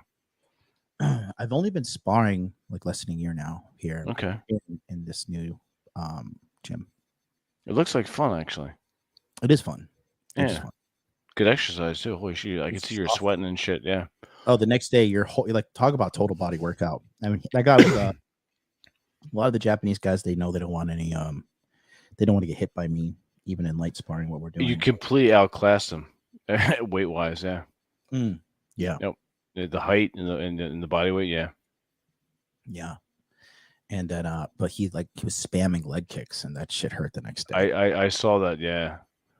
You were trying to ignore them for the most part, but yeah. I eat them. It's bad habit. I eat them. Mm. One guy, I fought him. I have another footage. I fought another guy, but he kicked me like with the perfectly timed leg kick, and my fucking leg buckled out from under me, and I hit the floor. Oh shit. Yeah. But yeah. Daytona Eatley. I don't know what that means. Me neither. What the fuck are you talking about, Sass? Daytona as in Florida, Daytona? I don't know. The fuck you talking about? Get the hell out of my chat. That's funny. I'll catch you later, Sass. Have a good night. Shit. Well, it's good for a man to know. Good for a man to know how to fight anyway. Definitely. Mm. I definitely advocate it. I think it gives you a certain type of confidence that you can't get anywhere else. Oh, absolutely. You know, the idea is, if, for the most part, if you know you can kick most normies' asses, there's a different level of like presence you have as you go out into the world amongst the normies. And also, my Sifu once said, especially when we were doing conditioning, it's like, if you can take anything physically, anything that has to do with your emotions, the mind is a cakewalk for the most part. If you can handle anything physically in this temple, then anything else is going to be easy for you. So I took that to heart. Yep. Oh yeah. All right, is that your second slice? How many slices you eat now? Just 2. Oh, okay. 2. I eat my carbs first because I do. My eating window is usually 1 to 10 p.m. or Okay.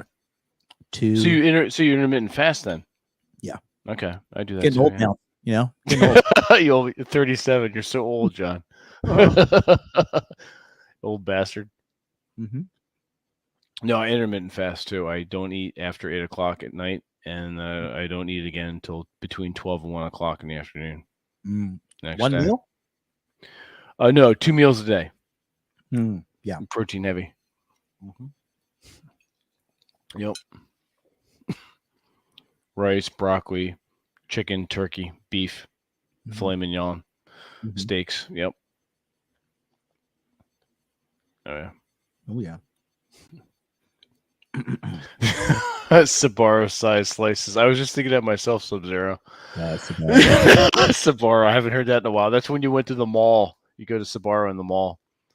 That's back when the day when the mall was a good time in America. Oh, right. It's funny. I was lamenting that. I'm putting together a pictorial book and a sort of a history of the Morristown Mall near me, because that was a big part of me growing up. So before the internet, kids, our parents took us to the mall for entertainment on Friday or Saturday nights, and for me, it was saving up my lawn mowing money to go buy D&D books at the bookstore. So that was my Friday night when I was a kid. Now, a lot of the malls, the Morristown Mall in particular, the only thing saving it right now are the anchor stores as far as the restaurants. The restaurants are saving them. Mhm. Yep. The one in the Burlington Center, in the Burlington Mall near me, that also closed up. They bulldozed that down. They put up warehouses, Amazon warehouses. Mhm. Yeah, I think that I mean, for me back in the day, I used to love going to the mall, going to Pacific Sunwear and There, yep, Hot Topic. PacSun, Hot Topic. Yep. You know, I was poor, so I like, oh man, I just really wish I could go to I know the Abercrombie feeling. or Hollister, but like I was Yeah. just poor. Yep. You know what I mean? Oh yeah, we were probably lower middle class Mhm. growing up, and my parents did not buy anything with a name brand on it. So I'd get the sneakers from Kmart, some shit, flannel shirts, corduroy pants and jeans and shit. Corduroy, God, that's how you know Remember corduroy? Light a fire with your fucking pants. Oh yeah. Mm-hmm. Oh yeah. Yeah, But man. the mall is the place to be. The arcades. Mm-hmm. Arcades, bookstores, arcades. You Girl know, watching, scoping out the girls. have you ever been up to Toronto or Canada? I've been to Canada. I've been to I was at the in the Canadian Shield up in a little town called Tamworth across the New York border. I spent 10 days there. I was So just there. Oh, did you like it? Dude, there are a lot of like, beautiful, well-mannered white women up there. Really? Yeah. Oh shit. I was surprised. Like, that is surprising. It was freezing cold, right? And me and Paul from Apex Mindset. Oh, cool. We were looking for this club I know because him. this like dating coach up there called Justin Mark.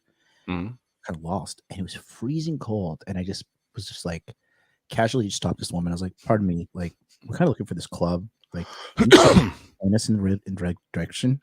Yeah. She's wearing this short dress. She's like clearly cold, but she has a jacket on. She's like, "Oh, I don't know what it is," and I was like, "Okay, cool." She's like, "No, wait, let me help you." Oh wow. Opens her phone, starts Googling it, pulls up Google Maps, pushes that little directional button thing. Yeah. Like the little, the little triangle. The GPS, like a compass. And looking for me. And I'm just sitting there like, wow. Wow. Like, You were not expecting that, right? I was like, you were so fucking nice. I wanted to hug her, but like, thank you so much. So nice. That is nice. Yeah. Okay. That's very refreshing, actually. It's beautiful too. You know, beautiful in America are usually fucking mean bitches. You know, They can be. That's for sure. They can be. mm-hmm. Yeah, I was in a small town that had like 6,000 people, if that. So it's very, very limited with the population. I would open my window at night and I could hear wolves howling. I was a couple miles from the Canadian Shield. What is the Canadian Shield? It's a bit of a mountain range on the Ontario side, I think. So I'll tell you though, the Canadian border guards are a pain in the ass. Oh yeah. Oh my god. Yep. You're traveling solo. They want to know why the fuck you're coming into their country. I got detained for like an hour and a half. Yeah. Why? Yeah. Because I was by myself. I'm like, I'm going to this I rented this Airbnb type place above the store in Tamworth. I'm going to do some writing. And like, there's no way, you gotta be lying. So they brought out the bomb sniffing, drug sniffing dogs. They actually, like, when I went to because when you go to the border, it's almost like a toll booth. They looked at my passport and they looked at me, looked at the car, like, all right, you're by yourself, you're a single dude, you got to be up to trouble. So you go park over here. So I went into the office, they're interrogating me, like, is there anything in your car that could harm us? I'm like, no. What's in this bag over here? That's my laptop. Well, we're gonna need the password to look inside of it. I'm like, well, I work for the federal government, so unless you want some kind of international incident, you can continue doing that. Sure, go ahead. So they backed off a little bit. Bro. But it was fucking. I just like sat back. I'm like, people are insane. Since I get it, and I understand, like, on a safety viewpoint, I got it, but it was overkill. It was complete overkill. No, I was transitioning. Transiting. I was transiting from YYZ. What is that? I think it's Vancouver. I think that's. Let me see the code, airport code.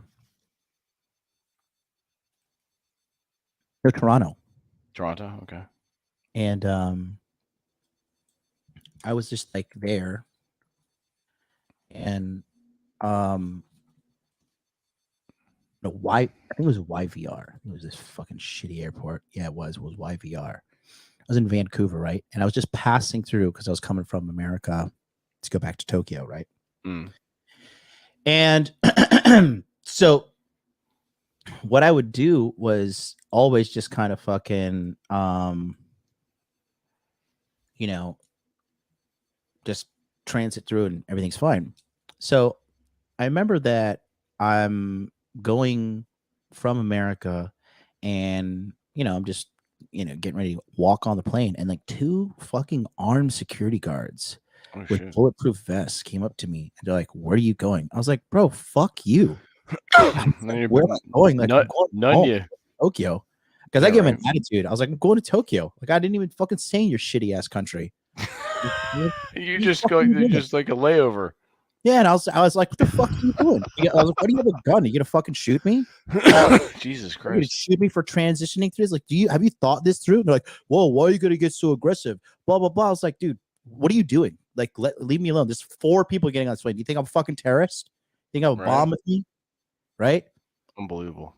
I was like, dude, and then I went there. It was pretty dystopian, bro. When I went to Canada. Yeah. It was pretty dark. Oh shit. They have like I was in a small town, so I didn't really get the entire brunt of the culture. No. Oh shit. No, it was pretty How draconian. long were you there? I don't know, like maybe about a week. Okay. So you advise against it, basically. Yeah. Jesus Christ. I don't know, just draconian as fuck, dude. Seriously, draconian as fuck. Scary. Scary as fuck. That is a bit scary. And you were just going from one plane to another. Yeah, I was in they have like the fucking business class lounge. Oh shit. So just hanging out. Just like, I don't know, probably fucking eating a slice of pizza. Just like Sbarro. Yeah. What are you doing? I'm like, wait a minute, my skin's brown. Like, you can't do this. You can't do this to me. Yeah, How dare you? This is my privilege pass. Privilege. That's funny. I don't know. Canada, bro. It's pretty fucking, I don't know, man. Is it worse than the US? It was pretty as far as draconian policies? It was pretty dystopian, in my opinion. Okay. Jesus. Yeah. It's been a while. I haven't been, like, when I went to Canada was like 2013, 2014. So it's been almost a decade. Have you been playing any games lately? D&D. Online video games, I play Diablo 3. Oh, nice. Yeah. Every once in a while I go back to Neverwinter Nights and Icewind Dale. The old D&D games from the early 2000s, late 90s. Okay. How about you? I've been playing Doom Eternal. Doom Eternal. How do you like that? Pretty cool. Was it cool? Okay. I got a new computer. Oh, okay. Built it. Had a guy built it for me too. Oh, and nice. It's pretty lit. It's I have like a AMD processor. It has like AMD. I like AMDs. Yep. It's my first AMD from Intel. It's pretty. They're pretty comparable with Intel. Yeah. It's pretty beast. I think I have a shitload of RAM too. How much RAM do I have? I don't know how much RAM. Probably like 32, 64 gigs. Probably. Like 64 gigs. If it's a gaming rig, you have it. If it's a gaming rig, you have at least 32. 64 gigs. Yeah, I have an AMD Ryzen 9 7950X processor, 64 gigabytes of RAM. It's pretty lit. That's cool. Sub-Zero is playing Divinity Original Sin. What's that? I think that's I don't know. A Doom, maybe? Is it? What is that, Sub-Zero? Is that console or PC? Because you're doing PC gaming. That's what I'm doing. Yeah. I like PC gaming. But I did play God of War Ragnarok. Okay. That's what do you think? Cool? Okay. Nice. It had me engulfed. It's funny. I would PC console. Okay. I would like to play. You probably don't hear this often, but I would like to play more video games than I do, but I just don't have the time to sit down and devote the time to it. There's so much shit going on. Yeah, I mean, I do too. Like sometimes there's for me, it's kind of this might sound kind of weird for people, right? But sometimes when I'm like processing a problem or going through a stressful time in my life or something along those lines, I'll play a video game to help me like process through. That's like meditation. Absolutely. Yeah. Oh yeah. Yeah, I totally agree with that. Yeah. So I'm a big fan of it. Oh. Doom's cool. Doom's like kind of like a B roll. It's like a B film. Oh, yeah. You know, like a B. What is it called? A B film? Is that what it's called? Like a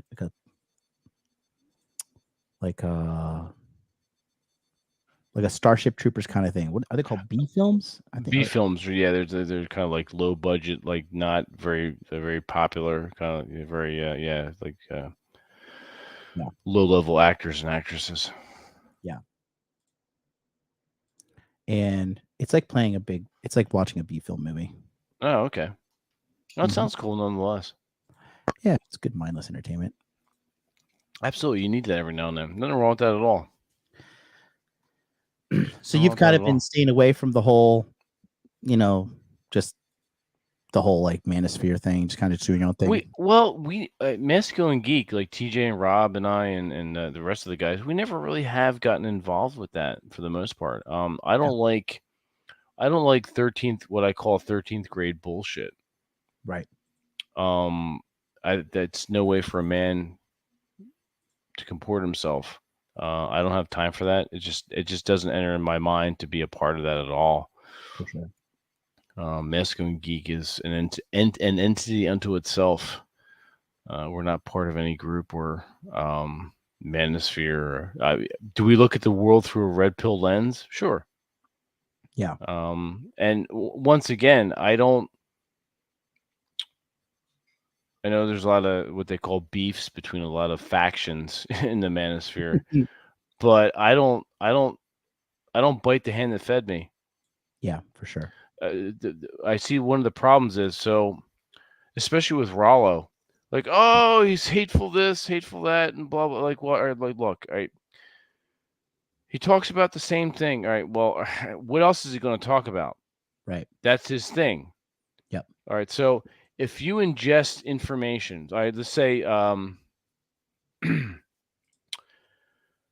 pick a subject and you learn about it and you have a teacher and you go to a class. Are you going to continue taking the same 101 class again and again and again and then get pissed off at the teacher for teaching it? Right. No, you fucking move on. Right. You take that information and you go live your goddamn fucking life. You don't keep listening to it. Well, you can. if you want to validate and make sure you have a good foundation in the information because you want to absorb it, that's fine. But don't continue to watch the same shit and then complain about the person teaching it that they're talking about the same thing. It's not for you anymore. You move on. It's for someone else who was in your very exact spot, if that makes sense. That's for the newbie. You're done. You move on. And that's what I always felt Masco and Geek was. It's some place for, guys that enter into the red pill to realize it's okay to have the hobbies that they have and do the things they do. Yeah. Still love women, still do the hobbies and the video games, and do the kind of Renaissance man things, and have a bit of a tribe to hang out with. Mm-hmm. So if you're going to a class, you don't continue to take the 101 class, right, and then get pissed off at the teacher for teaching it. I'll say that again. You move on to 102, 103, or just entirely graduate, and you take that knowledge out into the world. That's another issue I have with the internet is a lot of these guys that you see online. I'm 53. All right. Oh, wow. I grew up before the internet. Peace. So what'd you say? So rest in peace. I know. I'm like, I have one foot in the grave and one on a banana peel. So I'm almost dead, guys. So just pray for me. Pray for so Vince. I know, right? Just totally. So the little bit of wisdom that I have gleaned and absorbed, I've done it through experience. Mm-hmm. I was just talking about this earlier. A lot of guys come into this space and fuckers F. So they come into this space and they read a book, they watch a video, and now they're fucking experts. Yeah. No, step off, asshole. No, that's not how it works. You have to take the information and go out into the real world and get some experience over a couple years and find out if that works for you. Right. That's the name of the game. So that always pisses me off, these young guys coming in. And I feel for them, I do. But at the same time, I'm like, no, knock it off. No, just you no-named avatar asshole spouting wisdom, and you're what, 23?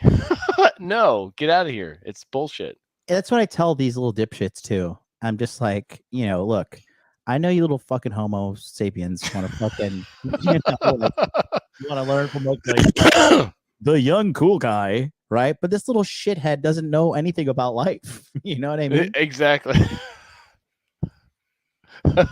They know. Vince is the morbidly obese version of Skeletor. I'm not sure what that means. I'm not sure if that's a compliment or an insult. He's one of those crazy guys who thinks he knows everything. Who, Borush? Yeah. Get the fuck out of here, Borush. No, you're supposed to be at the gym, asshole. No, he and that's a guy. He joined my coaching shit. He attended all the webinars. He did his shit. And he went out and he fucking made good with his life, and he's doing fantastic. Absolutely, yeah. I will say this, Bullrush, get back to doing your straight razors. You stopped doing it. And I'm disappointed in you. He was making straight razors. He was refurbishing and doing straight razors for his online store. Oh wow. And then for some reason, hey, Boris, you want to let everyone know why you stopped doing that? Tell everyone in the chat and in the internet world why you stopped doing that. His girlfriend? Probably, yeah. I'm guessing that's what it is. Yeah, I think Boris bitched out. Uh-oh. Bull Rush? Come on. I think he bitched out. Homo sapien. Yeah, homosexual. I think they call them faggots. He switched from straight razors to being gay. Gay razors. Sold my. No, that's not an excuse. You sold your house. Real estate agent sold his house. You fucking liar. You didn't sell your house. I sold my house. Yeah, you're holding a fucking billboard out there. Sold my house. Shut the fuck up. Oh, that's great. I love Bull Rush. He's cool. Nah, he's a good guy. Bastard. What the fuck were we talking about? Something about gay people. Some fucking faggot. Yeah, some faggot shit. Faggots. It's just a fun word to say. Looking for workshop. You're looking for a workshop. Okay. Oh, yeah, I guess a shut rental space. But yeah, I know he's Shut excuses up. now. Dude, Yeah. make that stupid garage. Shut the fuck up.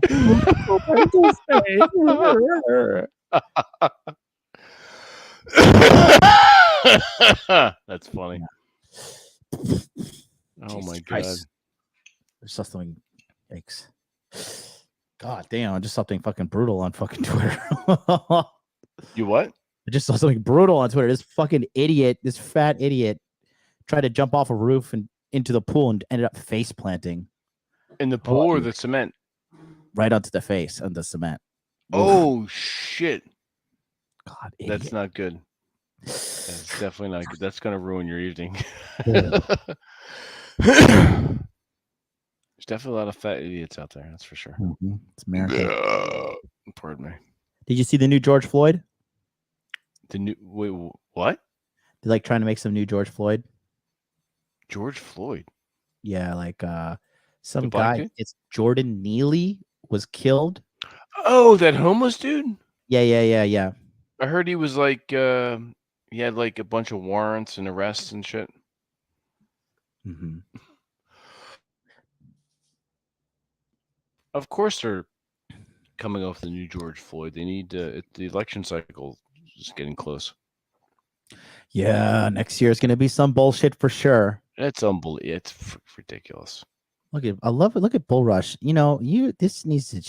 Are you rental property? Excuses. This is brutal, right? We'll put a shed in your backyard. Do that shit in the shed. Be a shed guy. This is for you, Bull Rush. Shut up, bitch.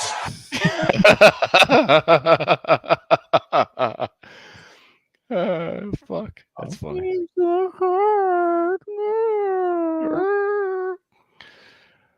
Oh man, that's funny. No. Speaking of property and stuff, you're in Tokyo, right? Yep. All right, cool. You have a new place, or you're in your the same place with the windows? And No. I've been in this shithole for a long. I'm applying for this visa, and it's just taking forever. You know? Oh shit! Taking forever. Is that by design that it takes forever for like an American to really? No, it's a certain type of visa. So I had to put like $50,000 into a bank account, and I had to like do all this shit. Yeah, to get like this. It's called a business manager visa because I was riding my 5-year visa from before. Mm. But I'm looking at the website and like I'm looking at these forums, and like this visa typically takes 8 months to approve.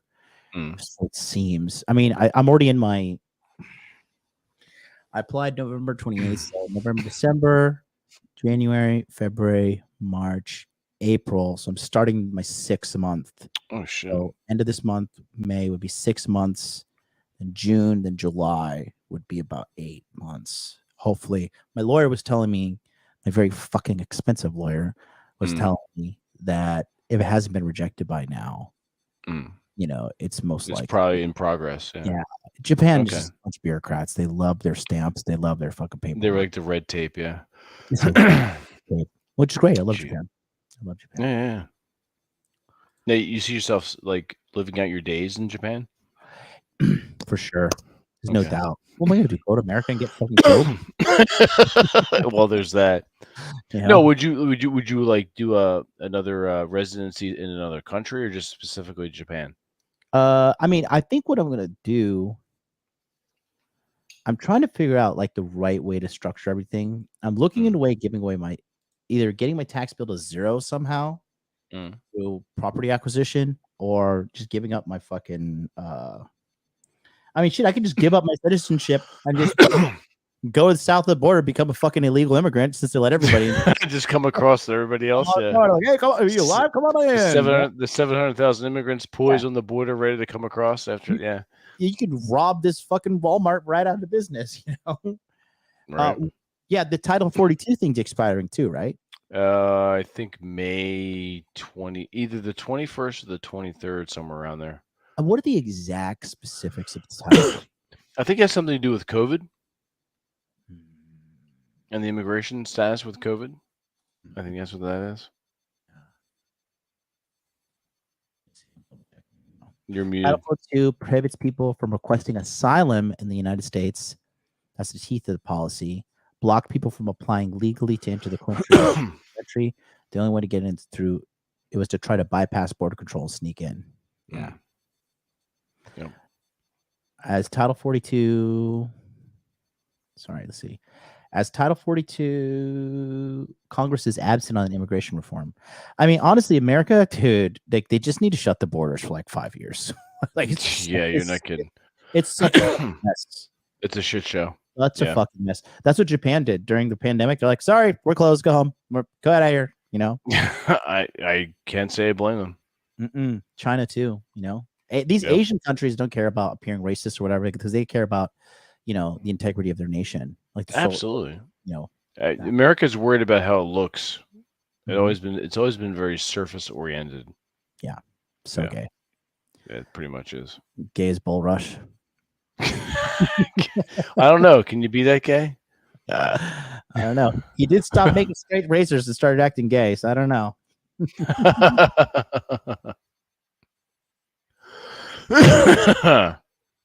I have two of his straight razors actually. Oh yeah. Mm-hmm. One he made two of them. There's only two in existence, and I have one of them, and Rob says has the other. Okay, nice. Have you seen this? Oh, sorry. Go ahead. I mean, cut you off. No, go ahead. Have you seen any of these Trump deposition videos? No, I haven't. I'm looking at them around. You want to watch them? Yeah, sure. Like, bro, I'm scrolling. The latest ones, the latest stuff they're trying to nail him with. Yeah, all gay. Oh god, it's not going to work. It's not sticking. It's like throwing shit against the wall to see if it'll stick. There you go. This one, I don't know. This is what he says here. When you said in that video that Ms. Leeds would not be your first choice, you were referring to her physical looks, correct? Just the overall. I look at her, I see her, I hear what she says, whatever. You wouldn't be a choice of mine either, to be honest with you. I hope you're not. I would stupid questions. In any circumstances have any interest in you.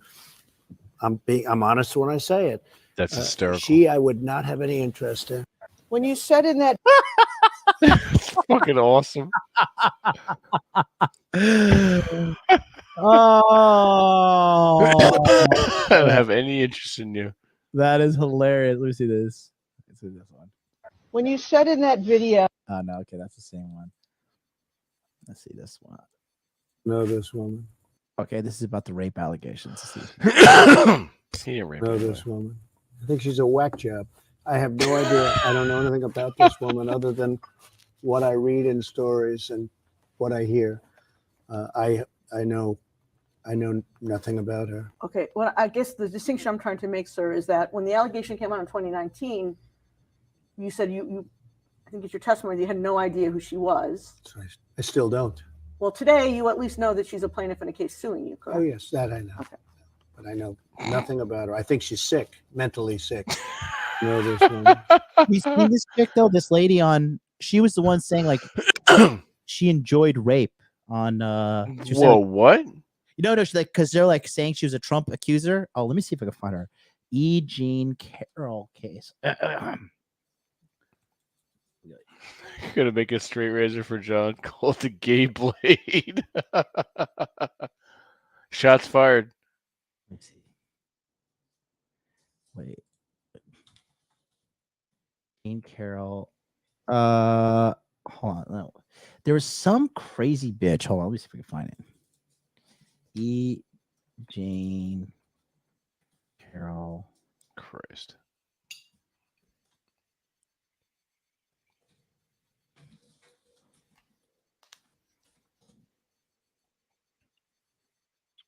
Oh yeah, it was. No, yeah. Okay, this is the lady right here, bro. Andrew has something to say about that. This bitch, bro. The one he's talking about is he's like, I think she's a whack job. Is this lady? That's right. Oh, okay. The Democrats are trying to Oh my make. God, the hair. Look at her. Listen to this bitch, bro. Christ. You don't feel like a victim. I was not thrown on the ground and ravished, which the word rape carries so many sexual connotations. This was not sexual. Then why do it? What it just, Well, I think people think of rape as it is a violent assault. It is not. I think most people think of rape as being sexy. Let's take a short break. Think of the fantasies. We're going to take a quick break. If you can stick around, we'll talk more on the other side. You're fascinating to talk to.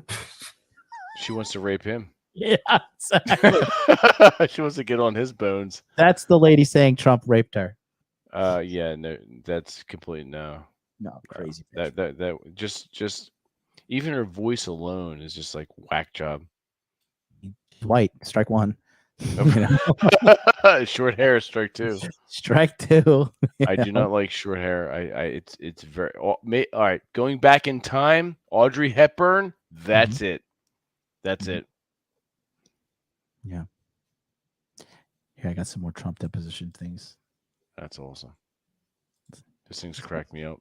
So fun. Right. And you say, and again, this has become very famous in this video, I just start kissing them. It's like a magnet. Just kiss. I don't even wait. And when you're a star, they let you do it. You can do anything. Grab her in the pussy. You can do anything. That's what you said, correct? Well, historically, that's true with stars. Well, that's what it's. If you look over the last, He's looking right in the camera too. It's true though. Largely true, not always, but largely true. Unfortunately or fortunately. And you consider yourself to be a star. I think you can say that, yeah. And He's like right in the camera. It's fucking awesome. I love how he owns everything. He does. He He does. knows he's innocent. He knows. Yeah. The only people who hate Trump are fucking losers. Or It's like him or hate him. It's very true, John. It's very true. Dude, Yeah. let me tell you something. This little drop. So the viral video that I showed you, those went super viral. Ben Shapiro pulled me up on his fucking channel. Like there was he was reviewing something with me on there. Ben Shapiro. Ben Shapiro? Really? Yeah. Oh shit. I was on there. You're made it big now. I guess so. But I tell you what, bro, even me and my little drop of fame, I have even noticed like Oh shit. a lot of girls come out the woodwork, bro. Really? Yeah. Oh, that's Hotties cool. too. And I'm like, Yeah. fuck, hell, is it really? Are women this Nice. shallow? The answer is yeah. yes. Who cares? Yes. The answer is yes. You know, Absolutely. That's great. Holy shit. it's funny. God damn. Yeah, some things I just don't follow, or it goes by my Twitter feed very quickly.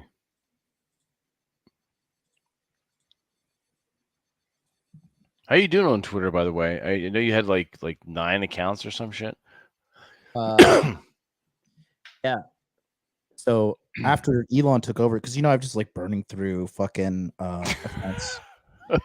My 15th account after Elon took over, I was allowed to come back. I So, never like- mine never came back. Oh no. Yes, I no. mean, I just kept making new accounts. Oh, okay. I never got mine back. Anthony Johnson kept reporting me for fucking evading the ban. He did? Yeah. Oh yeah. Oh shit. That guy's a loser, anyways. Crazy. Gigantic loser. Buys his phone.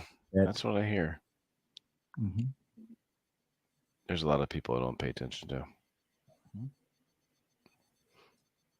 No, I admit the Masculine Geek Twitter account was hosed and banned because I said trans equals mental illness. I'm telling the truth. That's the truth. When was that? Last year. Before pre-Elon? Pre-Elon, and I didn't appeal it. I didn't really give a shit. I'm not begging anyone for an account back. Fuck that. And I stand by what I said. Yeah, it is. Yep. It's Yeah. completely. Mm-hmm. Mm-hmm. Ridiculous. Fucking ridiculous. We live in strange times, my friend. Strange times. Mm-hmm.